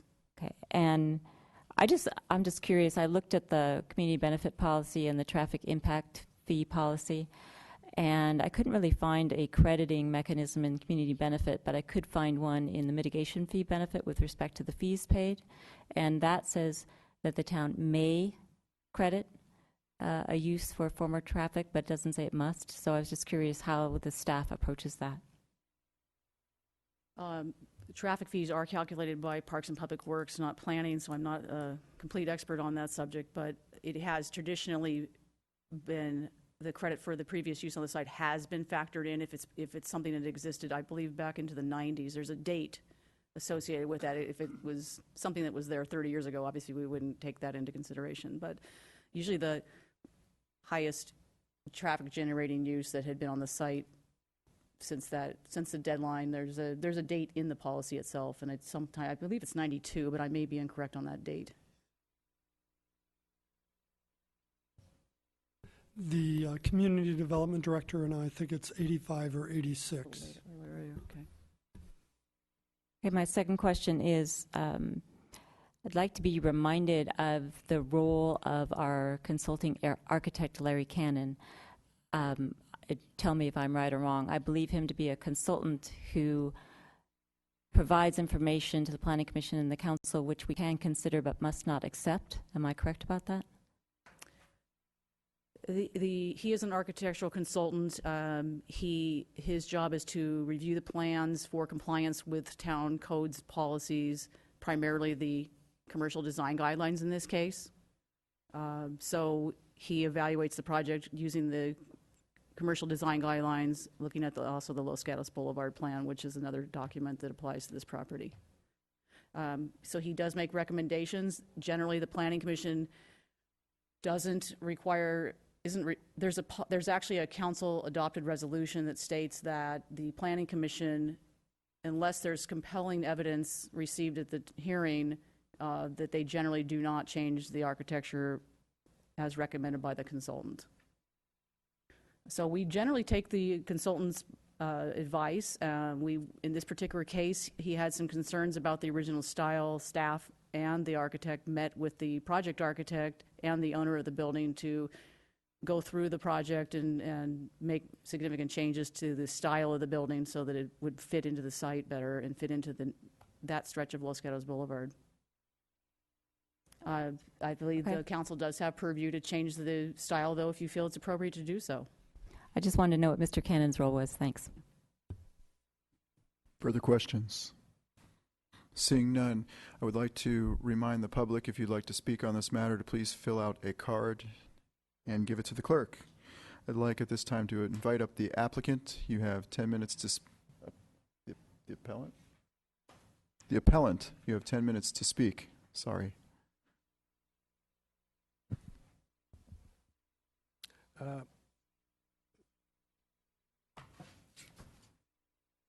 Good evening, Mr. Mayor, council members.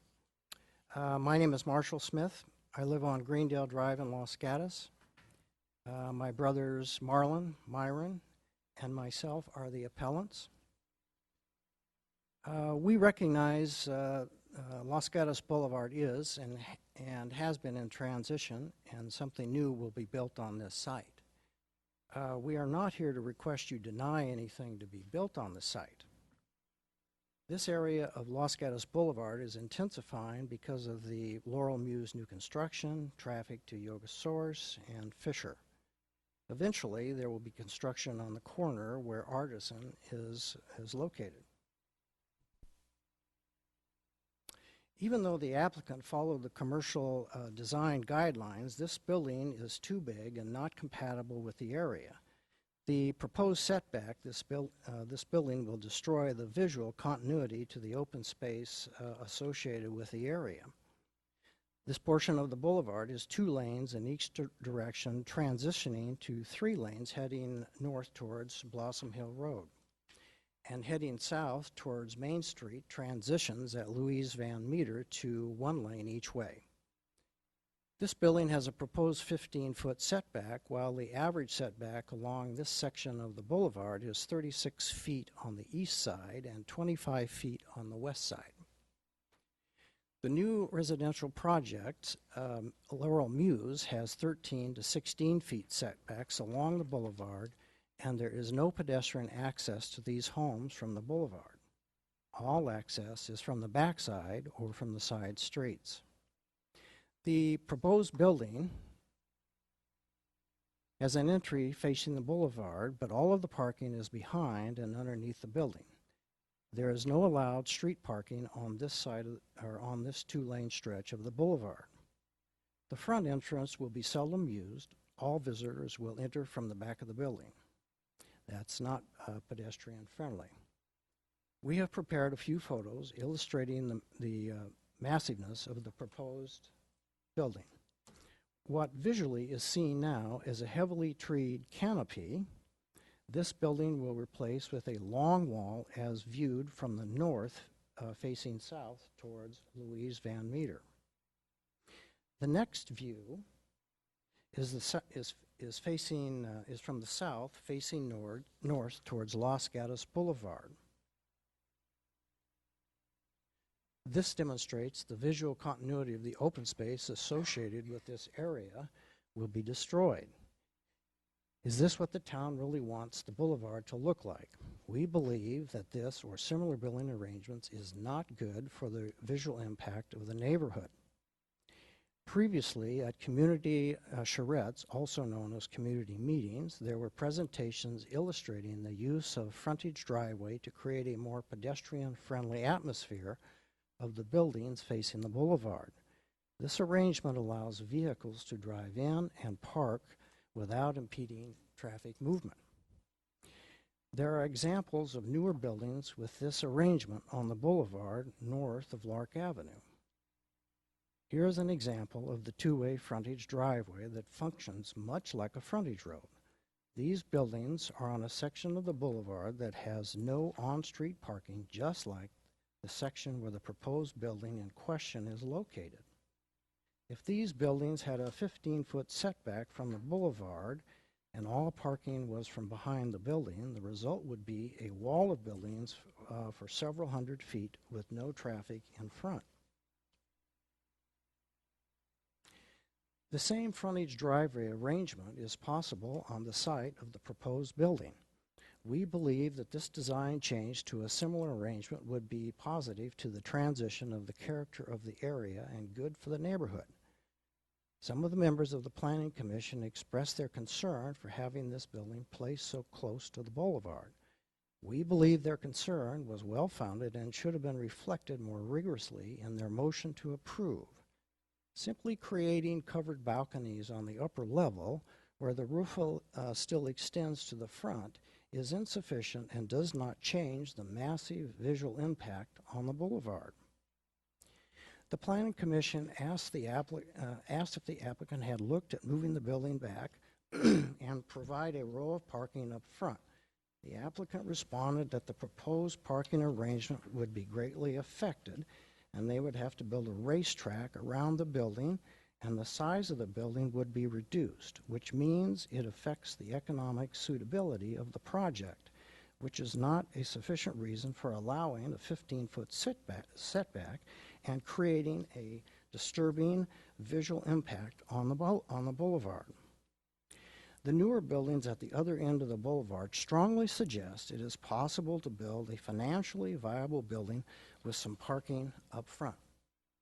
The design guidelines of the boulevard do indeed call for buildings to be pulled forward, but it also calls for new buildings to provide continuity along the street frontage. This portion of the boulevard is distinctly different from the 6-lane portion from Shannon Road to Lark Avenue and should reflect the existing visual continuity of nearby buildings that have a greater setback, starting with the Trinity Building to Shannon Road. The Trinity Building and the church will not be changing for a long time. If the proposed building is approved with a 15-foot setback, it will set the tone for adjacent properties. This next illustration, looking towards north, towards Blossom Hill Road, depicts the wall of buildings that will eventually line this area of the boulevard. Pulling any buildings to the street from the church to Shannon Road will change that continuity and will have a disturbing and upsetting visual impact on the area. We believe that the Planning Commission made a mistake by letting the economic considerations affect their motion to approve this proposed building with the setback so close to the boulevard. This site is not too small, the building is too big. Trying to squeeze as much footage onto the site is an economic approach which is at the expense of the visual continuity of the area. For the good of the neighborhood, we request that you accept our appeal and send this back to the Planning Commission with direction. Thank you for your attention, and if you have any questions, we'll try and answer them. Any questions? Councilmember Spector. Thank you, Mr. Mayor. My first step whenever I have an appeal as opposed to an application is I look to see if I can make one of the findings that I have to make to grant the appeal, and they're very defined. And so under your analysis, what is the basis for granting the appeal? What has the Planning Commission done wrong? What didn't they consider under the law as to how you grant an appeal? How can I make that finding? Well, as I said, I think that they made a mistake by granting this 15-foot setback and not taking into consideration the visual appeal and the continuity of the neighborhood. And if I can follow up on that, in doing the setback that they did, were they ignoring the boulevard plan or one of our ordinances, or were they implementing the boulevard plan and the ordinances? In other words, were they doing something wrong under our laws? Were they doing something right under our laws?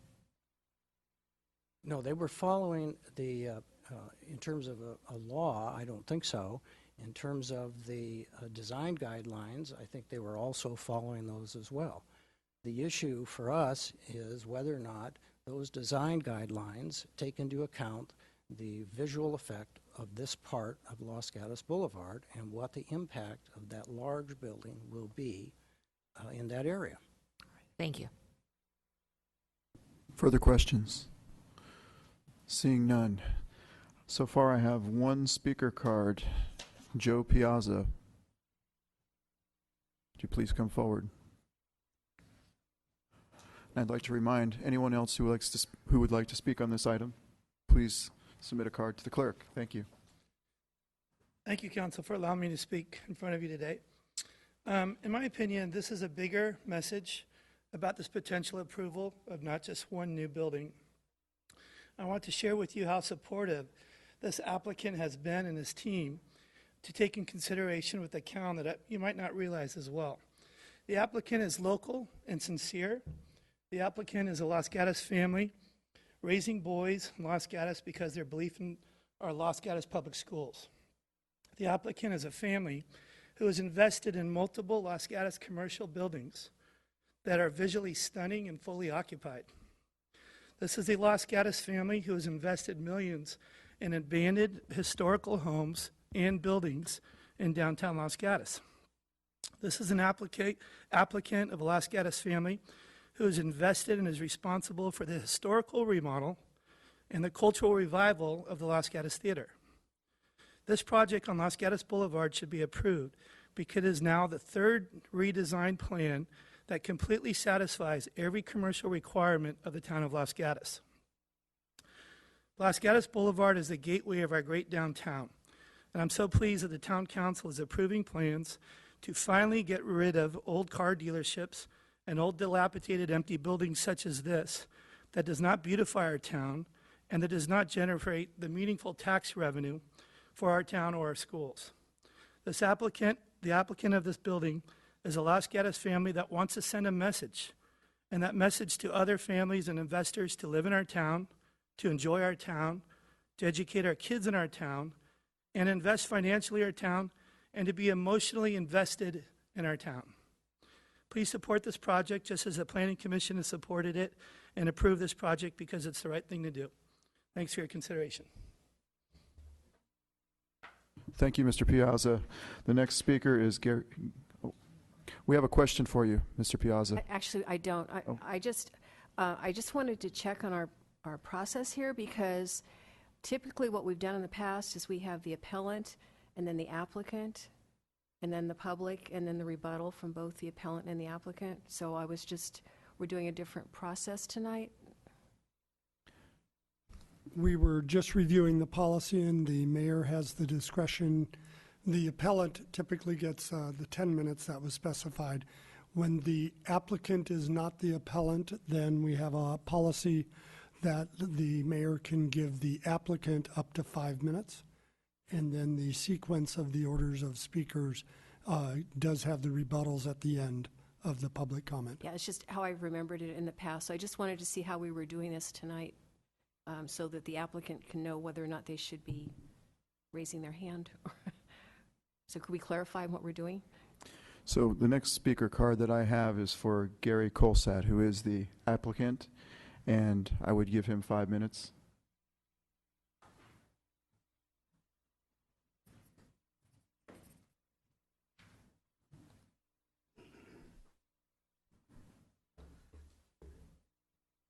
Thank you for pointing that out. I was confused myself. Gary Colside, architect.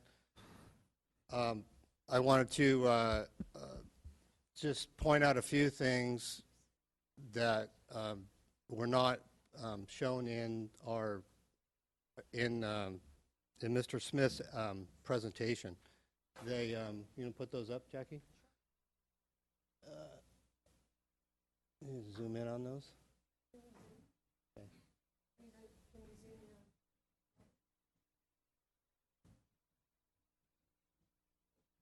Okay.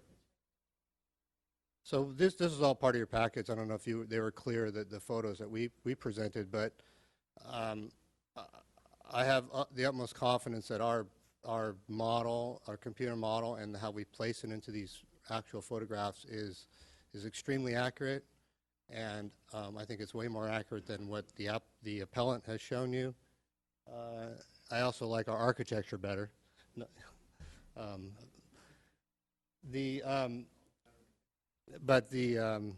Yeah, I wouldn't want a building with no windows, but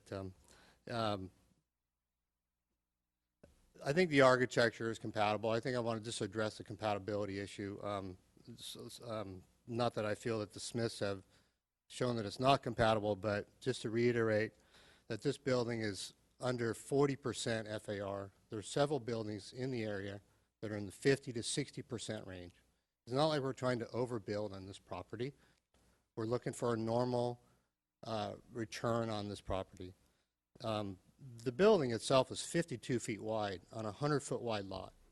So it's not like we're going across the whole property with this building. It's half of the width of the lot. Something to consider. We are conforming to all of the Los Gatos commercial guidelines, as well as the Los Gatos plan, Los Gatos Boulevard plan. And these we've shown these pictures just to help you further understand what it might look like. It's hard to visualize with story poles. It's hard to visualize with blank mass buildings. And I think that these do a pretty good job. The photo on the bottom, it shows what it would look like after the building is built, and you can see that we have incorporated the balconies that were requested by the Planning Commission into this model, and you can see how there's space above that. It gives you that air and that openness. So I don't buy the fact that we're creating a wall. And I appreciate the fact that we deliberated quite a bit with the Planning Commission. They really studied it, and I think they made the right decision. After 8 months of us working on this between the Planning Commission, the Planning Department, Engineering Department, the town's architect, so consultant twice, and really doing a great job in-house, I think, with the new design. I think it's something we can all be proud of. Thank you. Questions for the speaker? Councilmember Brzezinski. Thank you, Mr. Mayor. Mr. Kolstad, I would believe it was Commissioner O'Donnell who spent a good deal of time trying to determine what would be the consequence of creating a single row of parking at on the boulevard elevation and moving the building back. And if I can paraphrase, he did not seem to be able to understand the rationale that you were using, and although he did vote in favor of the proposal, I do not think he voted in opposition. But could you help me and perhaps the rest of the council understand that particular issue? Because that seems to be the issue that was brought up by the appellants. Maybe I could break it down. A parking space is 20 feet deep. In order to provide access and backup and all that, you need another 25 feet. These are minimum standards. So that's 45 feet. Where we have our building is on our front setback of 15 feet. If we were to place parking into the front of this building, it would move the building back by 45 feet. It would put it back to where the existing building is right now. That's 25 feet of paving. That's with a landscape buffer, which is required by the town commercial guidelines. So you're talking about moving this back a minimum of 45 feet in order to get parking in the front. Now, by moving this building back 45 feet, now where do we make up that square footage? Now we have to push it all the way into the back and to the left. We've already done lots of studies on massings and how to get this square footage to work. And we're really still only talking about 39% FAR. We would push it all the way. We'd have to force our building upstairs, second story, all the way to the northern property line, which would give it a two-story facade along the neighboring property that's behind the Smiths. I don't know, is that clear? Yeah, it's clear. It's clear. I guess the question raised by Commissioner O'Donnell and maybe one of the others was, so why can't you do that? What would you have to change in your building to make that happen? How would you accommodate the parking requirements if you were to attempt to create this frontage buffer? What would you be willing to do to accommodate that particular issue? We feel that this building, by moving it back 45 feet, in order to, I'm sorry, could you repeat your question? Yeah, if you were to do this, what would change in your building structure? Right, Okay. well, we would have to build to the back. And you have to understand this lot is extremely constrictive. There's a 24-foot easement that goes 3/4 of the depth of the property on the left-hand side, on the north-hand side. We have residential properties to the south, which means a minimum of a 20-foot setback on that side. So already we've lost 44 feet of a 100-foot wide lot. Now, we also have a 20-foot setback to the rear because, again, we're adjacent to another residential property. So now you're pushing the building back 45 feet. You're already squeezed 24 feet, 20 feet, and 20 feet. That doesn't give us much room at all to put this building. So that's why we're pushing it to just bulging out around the edges. And we felt that in previous iterations with the town's architectural consultant, we had actually reduced the depth of the building. It was back to the 20-foot rear setback, and that was one thing he advised against, and so we had pulled it 25 feet off of that. So we're 45 feet from the rear setback, where we were 20.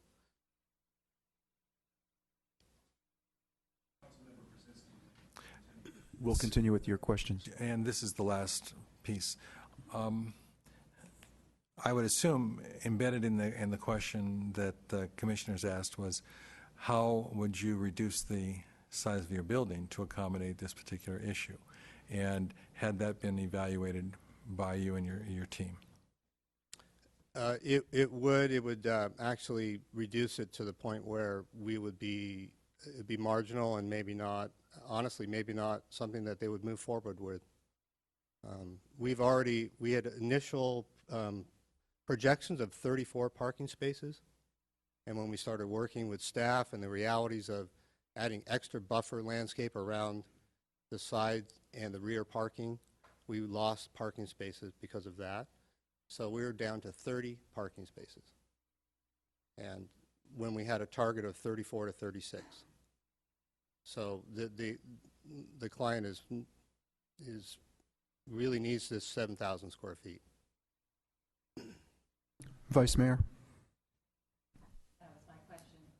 That was my question regarding the square footage, because it seems to me that you couched your answer in, to get the square footage, we would have to do X, Y, Z. And what I'm hearing you say now is you're not willing to reduce the square footage. Presumably, if a smaller building would have less parking requirement. But am I hearing you say we're not willing to reduce the square footage? That's the direction I've been giving, that they're not willing to reduce the square footage. Yeah. They don't understand why, with other buildings in the area that are over 40%, that are 50 to 60% FAR, that, and with less setbacks, the Yoga Source building, for example, 15-foot setback, 66% FAR. So we're looking around going, why is this not compatible? We're way under the height, we're way under the FAR, and we have a better looking building. Councilmember Spector? Thank you, Mr. Mayor. Let me start out by saying I appreciate the fact that your building complies technically with the town's paperwork, and I think the Planning Commission, from having listened to them, they appreciated that too. Having said that, if you just look at your building, I noticed that in your the photos that you put up, you tend to take a photograph from an angle, which gives trees. But if you look at one of your drawings here and you just look at the building straight on, and if you're just standing in the street in front of it, it seems big and it seems empty, devoid of trees or anything like that. And so because of that, it seems massive. But having said that, and understanding that you may not be mandated to put parking in the front, would it be possible for you to move the building back? I understand that you may have to get some variation on the setbacks in the back, but could you move the building back, put some greenery and maybe parking spaces in the front, and get square footage that is approximate to what you would like? Well, again, the problem is trying to get square footage and parking into the front. It's very difficult to put parking spaces in there without having a real parking lot. You can't drive over landscaping, so we need the landscape buffer. So now to get the parking, we're really talking about moving it 45 feet. It's not just simply moving it 10, 15, 20 feet. It's 45 feet. So it's extreme. Yeah, let me try and understand this. I come in on your driveway, and I know it's an easement, the driveway on the north side of your property. All right, let's say you had your landscape buffer, and then you have your parking area. So my car passes your landscape buffer, and then it turns right, and it goes into the parking area. So now there's my car, there's your parking area. Where's the problem I'm running into parking there? Okay, so you're talking about doing perpendicular spots to our easement and our driveway. So we looked at that. What it would do would be to shrink the width of the building down to something that's about 20 feet wide. And it is very, makes the building look, it's a very narrow building. So we're trying to make this building look like a respectable building. And we were concerned about the architecture of having just a little portion of it sticking out at 20, 25 feet wide to get parking spaces that are perpendicular to the driveway. How wide is your building as proposed? 52 feet. All right, and I guess I'm not explaining myself. I was thinking that you could have parking as you turn right, you're in front of your building. I was thinking you could have parking in front of your building. Is that what you mean when you talk about the perpendicular? No.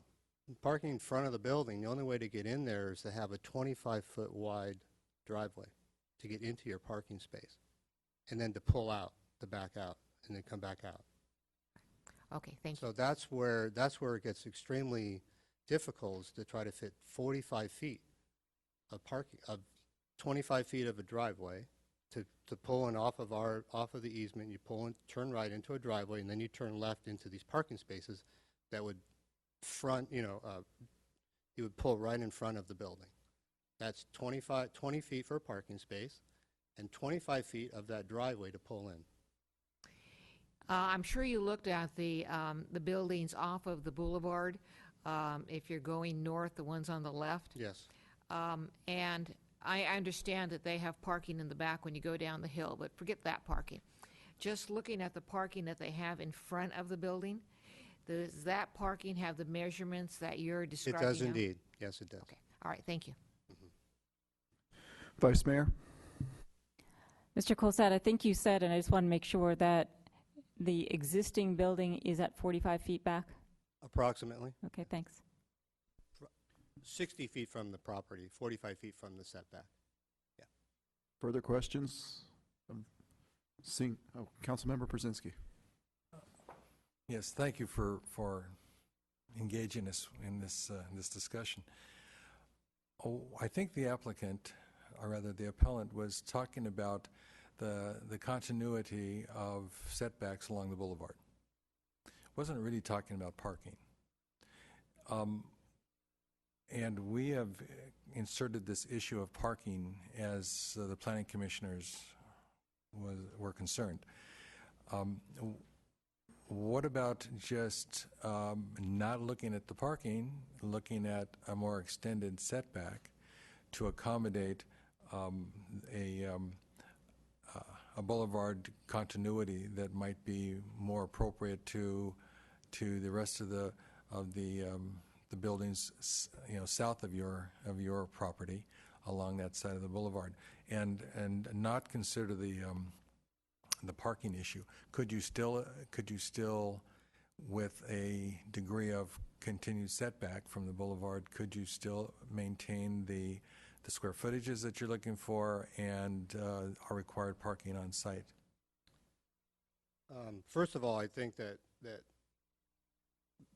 there's a lot of buildings on the boulevard that do meet that are really close to the street, and it's very difficult to actually judge what the setback is, because sometimes there's road dedications that it looks like there's a greater setback right now, but when Los Gatos Boulevard, or if it ever gets developed all the way, you will see that most of these buildings have 15 to 20 foot setbacks.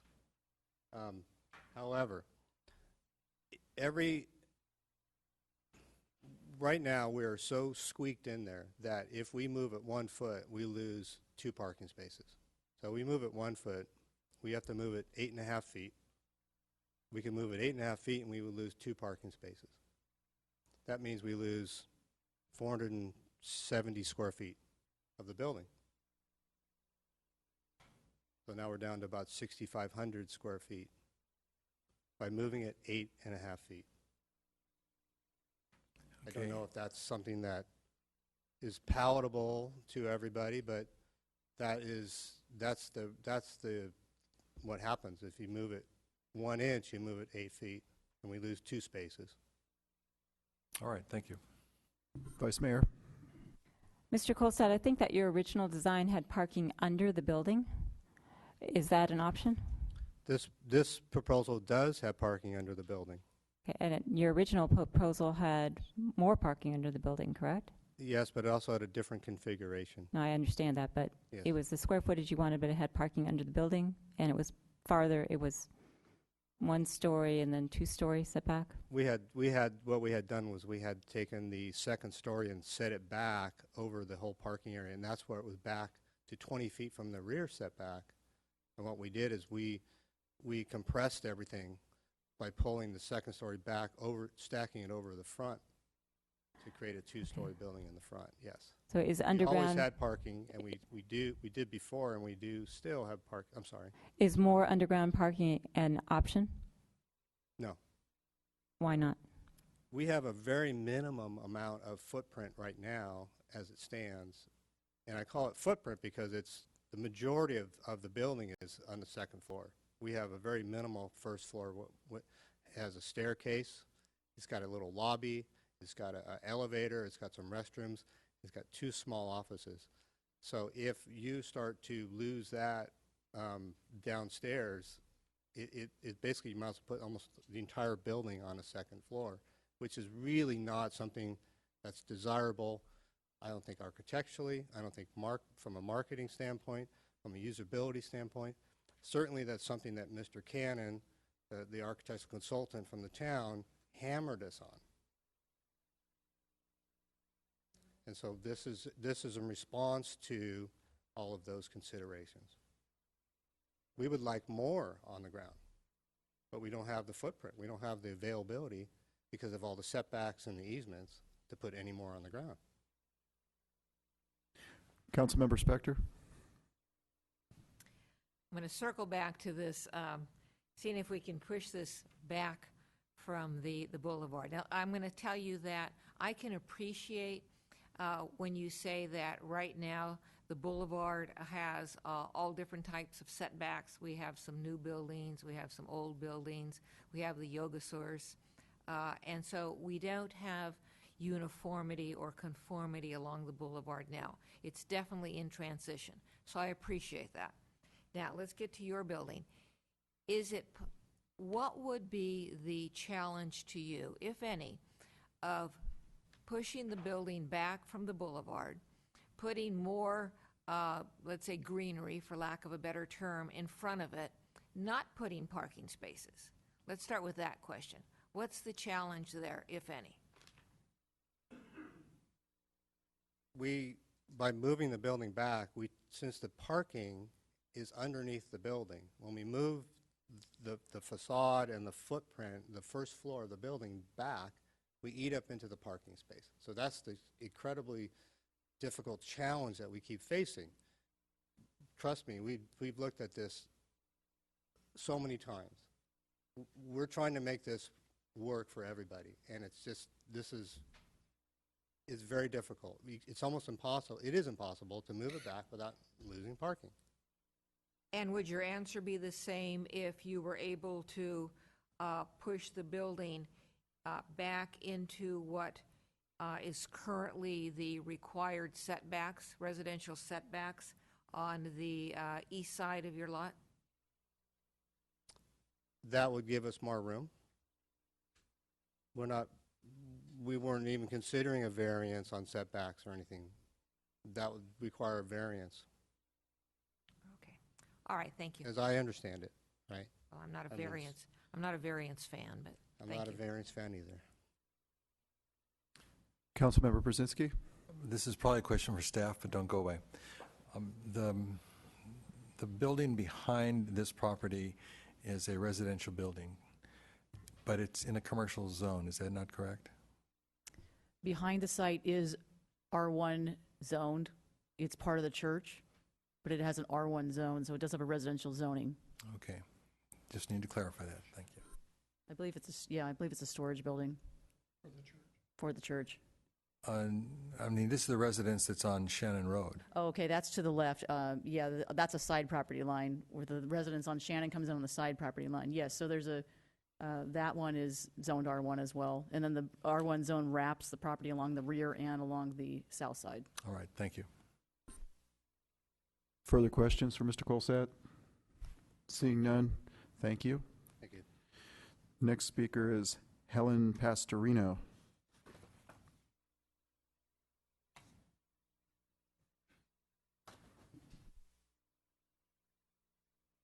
Good evening. My name is Helen Pastorino, and I've been a resident of Los Gatos since 1987.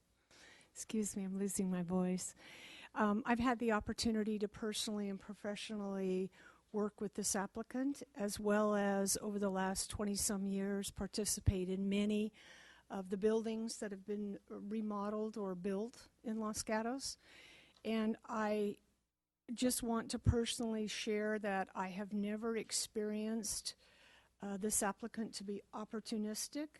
In fact, I found him to be exactly the opposite in all that he builds and all that he does.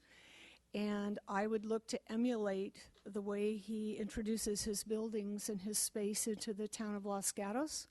I have found him to be most concerned about the aesthetic and the way that the occupants of Los Gatos and the members of this community view his buildings and his designs. So I'm here to support the applicant and encourage your approval of this building. If it's not this applicant, I think you'll be hard-pressed to find someone who will be as cooperative with this particular parcel and the challenges that it would face someone who is in fact not as opportunistic as I have seen other developers. Thank you. Thank you. Next speaker is Robert Burba. Good evening. Thank you, Council. I too here am to support the applicant. As Helen said, both she and I have known this family, as well as the professional side of Fox Creek Fund for over 15 years, and have been involved in different projects on many different levels with them. And I think, not to reiterate too much, but you would be very hard-pressed to find a party that is more cooperative, more open to trying to find a solution to a problem, and really concerned with the end product fitting in and being appropriate for the space that it's in. The aesthetics are paramount. This party would like nothing less than to come in and put in a brick in an area that doesn't need a brick. As far as the facades and the setbacks on Los Gatos Boulevard, given the images that I've seen here this evening, I don't think that this is anything that's untoward or would be just a sore thumb sticking out. If anything, I think the efforts would be made to make it as attractive as possible. The idea of the pull-in parking on the front, as we have seen on Los Gatos Boulevard north of Lark, to me would be incredibly inconsistent with the nature and the feel of that section of Los Gatos Boulevard.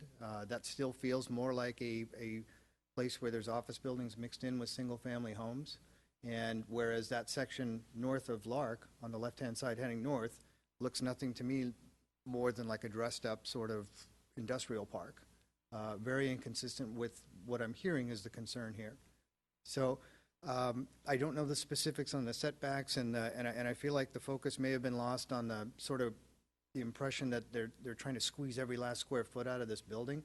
No, I don't think that's the case at all. I think they're trying to make a viable investment in a community in which they live in, participate in, and want to continue to do so for many, many years to come. With that said, I think the other idea here is that this gentleman already had a 6-to-1 vote in favor of his plans. He worked diligently to make this project viable to the Planning Commission. I understand there's a process and a need for people who have concerns about things that have been approved. I get that. But the idea of entering into conversations at this stage of the game of, hey, well, maybe we just push the building back, or we go to tuck under parking, or those seem to be a little incongruent with how did we get this far in supporting this gentleman's project only to go back to base level questions of configuration, size, and use. So with that said, again, thank you for the opportunity to share my thoughts. Again, I think you have an excellent applicant here who would do nothing but bend over backwards to try and make this work for all parties. Thank you. Thank you, Mr. Burba. So at this time, I have no more speaker cards from the public, but I would like to invite the appellant back up. You have 5 minutes to answer to any of the questions that were raised during the hearing. Yes, I met Mr. Kolstad, and he's a really nice gentleman. I haven't met the applicant, but I'm sure he's a really nice person as well. This photograph here shows our building if it was moved to the street. And then it brings it back to the church property, which all of those buildings or all of those properties, if they were moved to with 15-foot setbacks, and you can see the cumulative effect of what that will do in that area. It will be a row of very big buildings down to Shannon Road. I don't know that, maybe I'm missing something, but I don't think the economic viewpoint about this building is what we're talking about. I don't think that's an issue, and they keep bringing it up. And I didn't understand that that was residential behind. We thought it was commercial, and it is the parking lot of the church. So I don't think that necessarily, is an issue as far as we're concerned, because they can move the building back. So here is what we think, based upon what we had shown you previously, or talked about previously, and this is the frontage driveways effect.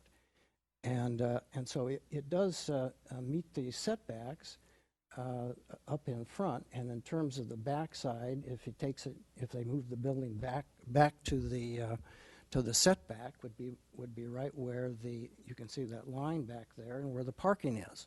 So it's feasible to do it this way, and this is how we think it could happen.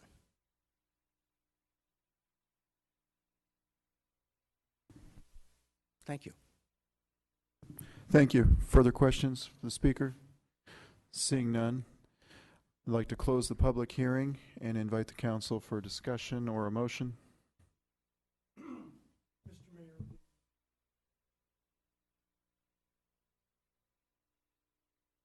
Okay. Thank you, Mr. Larson. Would the applicant like to come forward, and do you have anything else to share with us?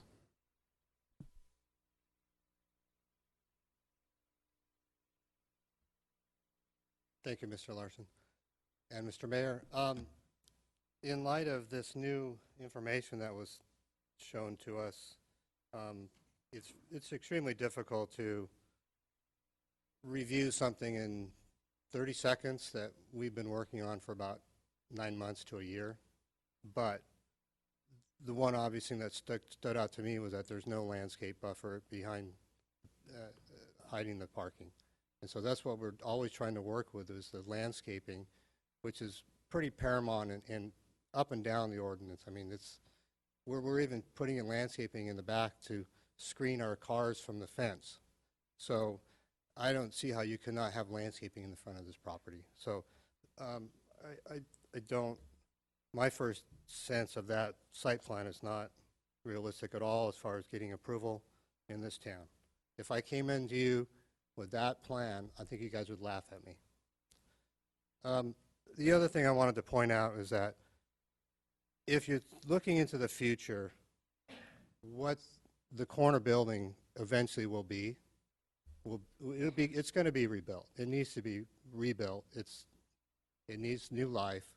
And the Los Gatos Commercial Design Guidelines call for projects located on corner parcels at signalized intersections should be on the corner, and it should be limited to 1 story. So you're not going to have this 2-story wall that was proposed here. I doubt, if you will, approve a 2-story building there. But I could see a nice, well-designed 1-story building, which has got a great corner feature. It's very visible. And their parking lot would basically flip over from their building now. They basically would take their parking in their building and flip it. And their parking lot would work seamlessly with the easement that's on our property, just like it does now. It would actually work better in the future because you would get their entrance and exit from Shannon Road way farther from the corner, which would be more in keeping with what traffic studies and traffic design engineers want. And now you're going to have this new building that's stuck out here, and you're asking us to move our building back, and now you're going to have an inconsistency of setbacks. So I don't know if you want to plan for the future on this, or you want to plan for the past, or you want to look at it as what it is today, but that's up to you. Questions for Mr. Kolstad? Seeing none, thank you. Thank you. Now the public hearing is closed, and I'd like to look to the council for discussion or motion on this. Vice Mayor? Thank you, Mr. Mayor. I'm not prepared to make a motion, but I wanted to share some thoughts and see where the council was going to go. And Mr. Kolstad, thank you for giving me the opportunity to talk about planning. We don't plan for people, and we don't plan land use, hopefully, for economics. We do try to look to the future, and in that regard, the Los Gatos Boulevard plan is now 16 years old. The Planning Commission has been asking for it to be updated for almost 16 years, but a number of years. And in fact, it's been observed more in the breach than in the compliance recently. Laurel Muse was a commercial property that was allowed to convert to residential, and unfortunately this applicant is coming in behind it. And you're also coming in behind Swanson Ford, and you're coming in behind other developments that are impacting a 3-block area of Los Gatos Boulevard that we, or at least I, have to consider. So it's a cumulative impact. I looked at the Los Gatos Boulevard plan to see if it had anything about putting the parking in the front, and in fact it doesn't. It does talk about pedestrian friendly, but it doesn't require parking behind the building. Interestingly, one of the things it does say is that uses on Los Gatos Boulevard south of Shannon Road shall be residential or office. Existing non-residential uses which you have shall not be intensified. So if you take a vacant office building that's lesser square feet and make it greater square feet, I think that's intensifying it. So I think that's one thing that's actually not in compliance with the Boulevard plan. Where the parking comes from is the commercial design guidelines. And if you look at the basic design principles, one of the principles is that projects will maintain a strong landscape setback along street edges and will seek to create visual continuity along the street front. So when the Smiths are talking about visual continuity, it is in fact in the commercial design guidelines, and it's not something that I saw that was considered by Mr. Cannon so much as the intricacies of the building design. It also indicates that views of the surrounding hillside should be maintained. I think that you do end up with a perceived effect of a wall, especially with all the construction that's going on in that area right now, and especially with Laurel Muse being fronted up onto the boulevard. It also indicates the project shall be designed to meet their functional needs, but will be expected to reflect Los Gatos' unique qualities of small scale in the transitional area from north to south to residential, from commercial to residential where you are. I think that's particularly important. I did find parking in the commercial design guidelines, and it indicates that parking lots should be located behind or to the side of buildings facing Los Gatos Boulevard whenever possible. So if we look at impacts cumulatively, then one might look at another section of the parking which says the exception to the guide would be for projects that would block significant views to the surrounding hills if designed with buildings close to Los Gatos Boulevard frontage.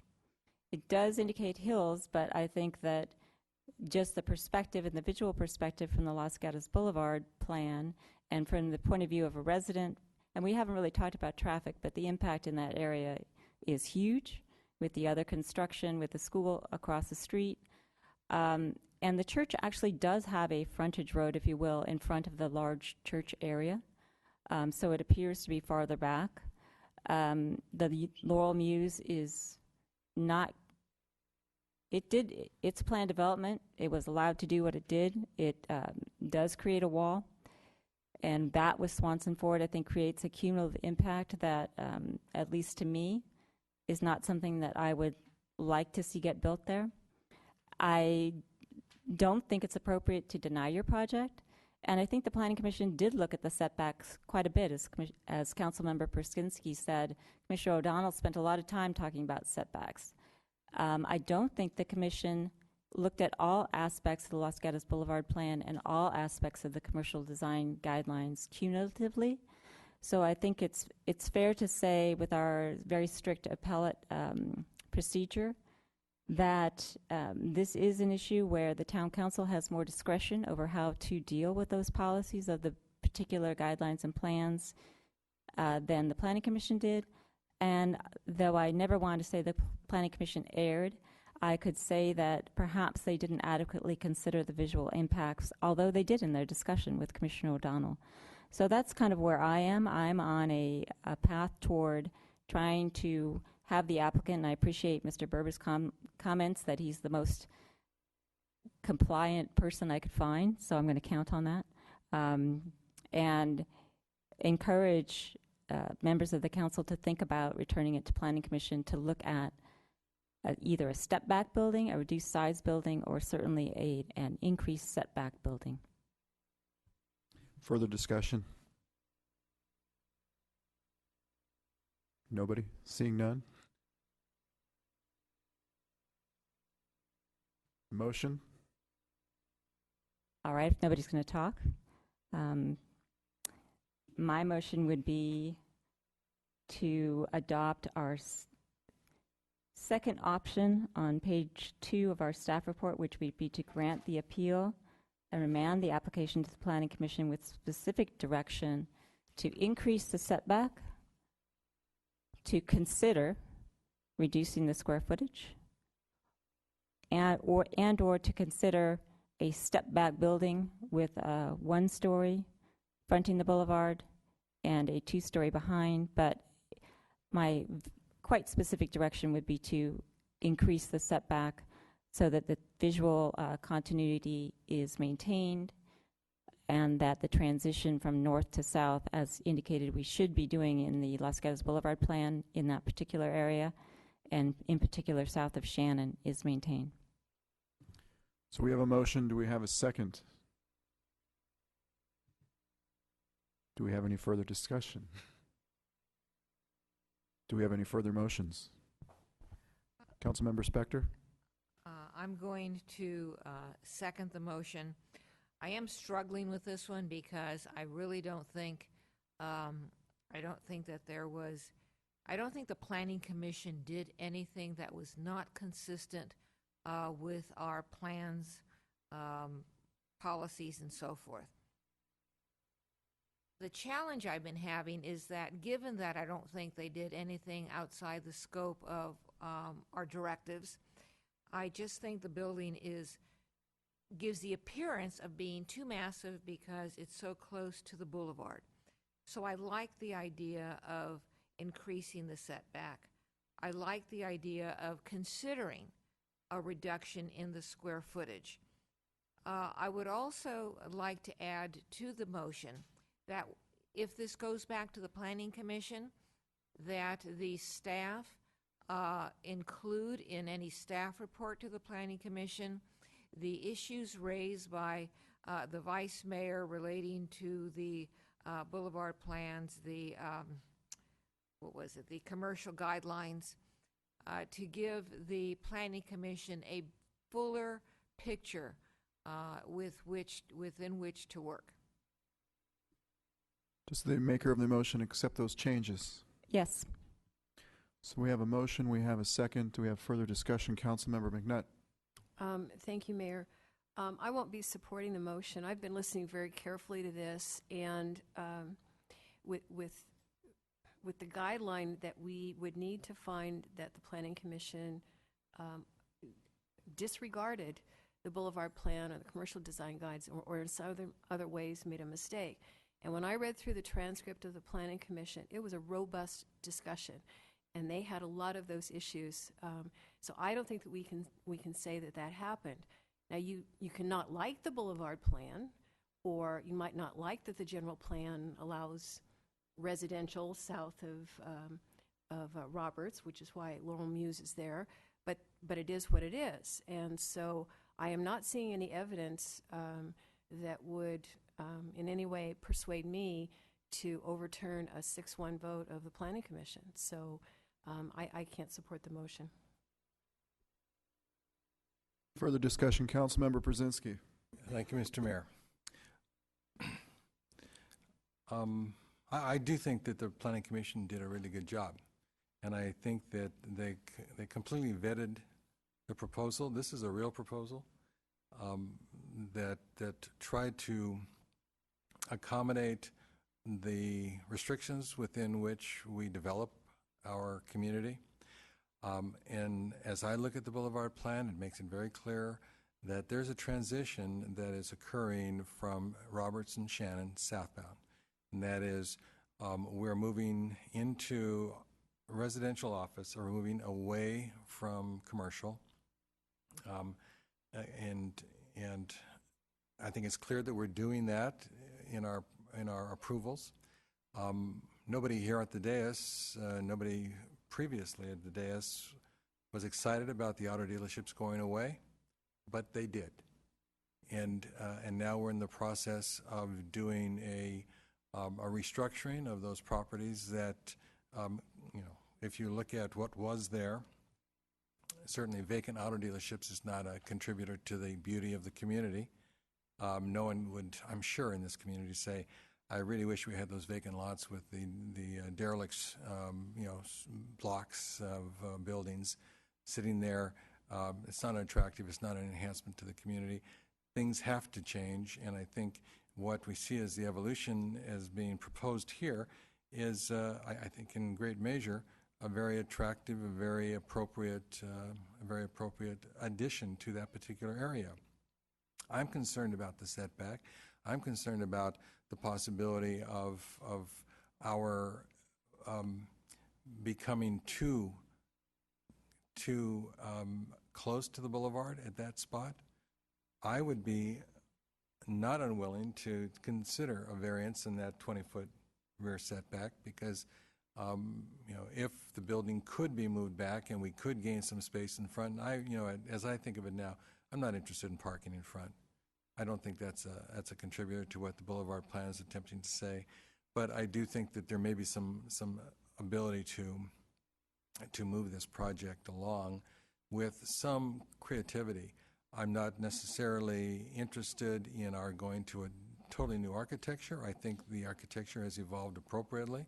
I commend the applicant. I commend our consulting architect for the work that was done, because I saw the previous and I see the current, and with the Planning Commission's addition of the balcony features in the second story, I think it's a great contributor. Going away from the metal roof to the tile, a great contributor. So lots of people have contributed in an appropriate way here. I would think that we have to be cautious about a complete redesign, cautious about reduction of the square footage, but I would like to see some degree of accommodation for a further setback on the boulevard, excluding the parking, because that, I think, would be appropriate to what we're going to see in the future. If you look at those two houses that are on the church property south of the building, they're not going to be here forever. It's not like that's the neighborhood that we're going to see in 20 years. So I'm open to some degree of accommodation for the fact that that's not really the neighborhood that it's going to be. We're projecting a neighborhood that could be. And so for my purposes, I cannot see exactly how there's been an error on the part of the Planning Commission. I do believe that some of the information that we heard tonight was vetted at the Planning Commission. I am having difficulty determining what, therefore, is the basis upon which we make a conclusion to resubmit.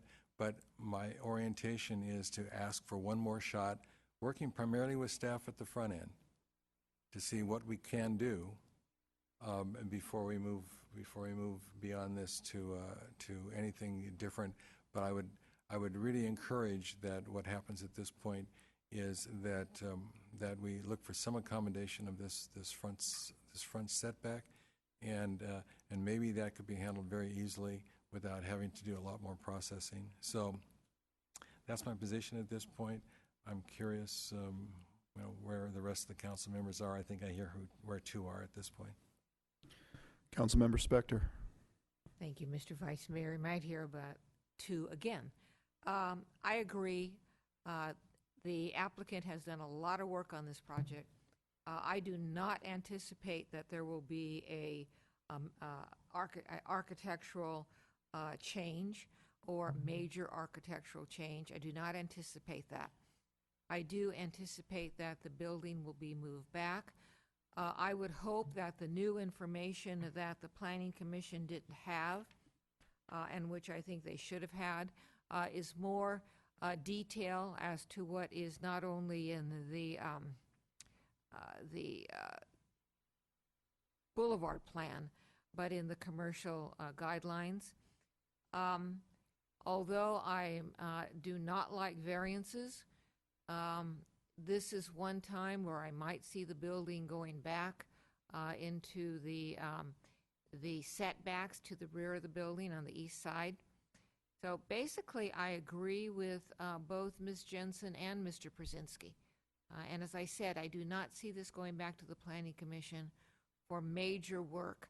And I agree that we're not going to see the little buildings to the immediate south staying that way. And I know we're not going to see the property on the corner to the immediate north stay that way. I get that. But I think the Planning Commission will get that too. Vice Mayor. As the maker of the motion, I agree with Councilwoman Spector. In making the motion, I didn't anticipate a major architectural change, which is why I use the words consider. I am looking for in the motion an increased setback, and I think we've heard that a lot. I would add to my motion, and I hear the seconder, I think, agreeing to this, that a variance to move the rear setback back could be considered when it goes back to Planning Commission. So I think there are solutions, and in addressing the question of, is there new information, was there error, abuse of discretion? There wasn't abuse of discretion. Was there error? No, not per se. Was there an issue or a policy over which the Planning Commission didn't have discretion to modify or address, but which the council can? I think so, because I think the council ultimately is going to determine how to interpret the policies, which part of the policy is important, which part of the policy is not important, what we should be considering. And I think that in making the motion, we've given direction to the staff to give new information to the Planning Commission, which they can consider. So that's how I know that I'm very adamant about following our rules about when we can overturn the Planning Commission. And I think that this is one where we can say that there is additional information, that while there's not an error or abuse of discretion, perhaps there is policy considerations that the Planning Commission could not take into account that the council can. And by making the motion, I'm trying to give the Planning Commission the opportunity to consider those things and come up with a decision that hopefully will be acceptable to everyone. Any further discussion?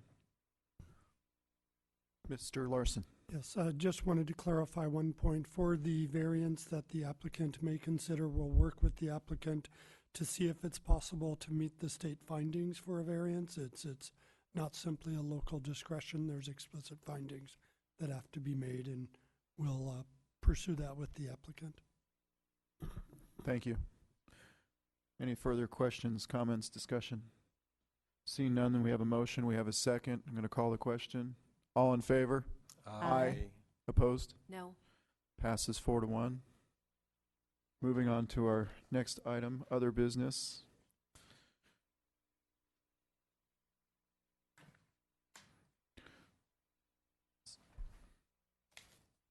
It's a council discussion of moving the regular town council meeting days from Monday to Tuesday.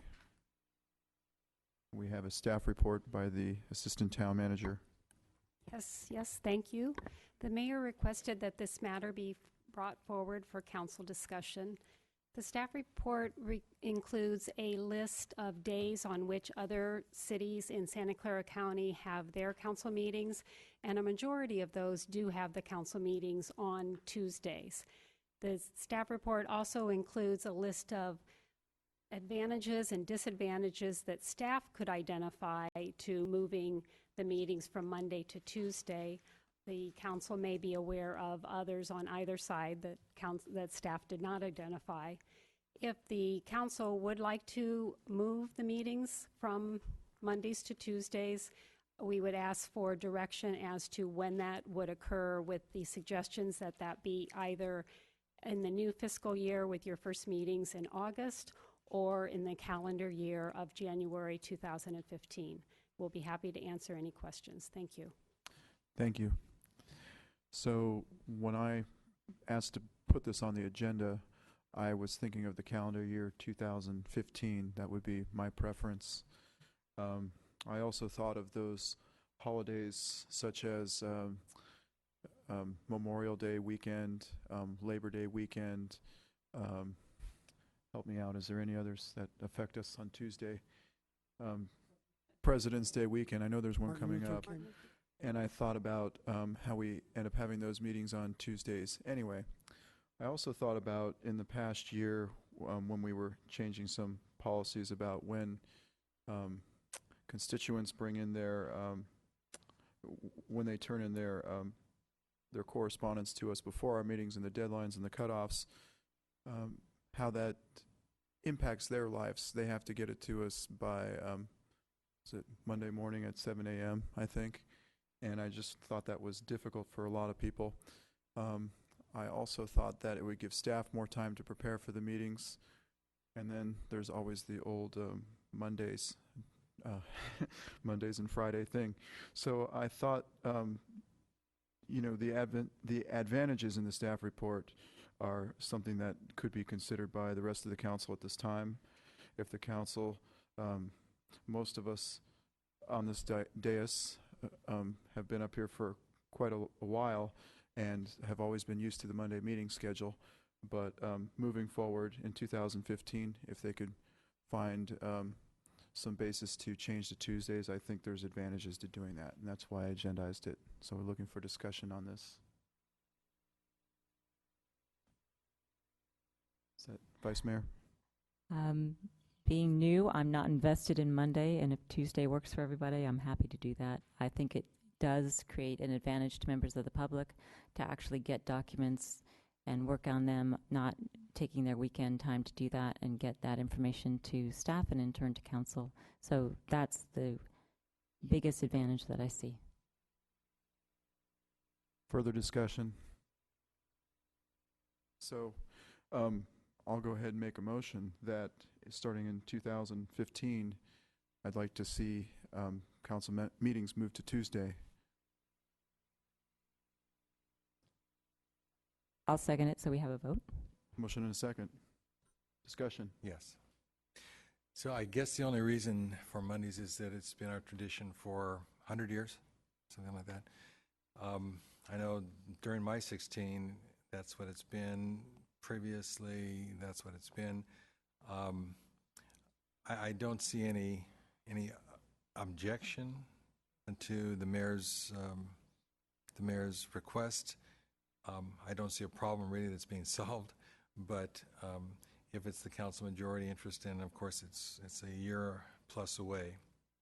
That buffers it somewhat, but I guess tradition really is the only accommodation, and if that really doesn't mean anything or is not an issue, then I see nothing to object to. Councilmember Spector. Thank you, Mr. Mayor. Well, I like the tradition of the Monday, but I agree with Mr. Przinski. That's not a strong reason to stick with Monday. I actually can't remember where the policy committee is in its process, but a Tuesday will definitely help with the public's timing of getting documentation and computer things to us in a timely fashion. So that probably is the best reason to support the motion. Further discussion.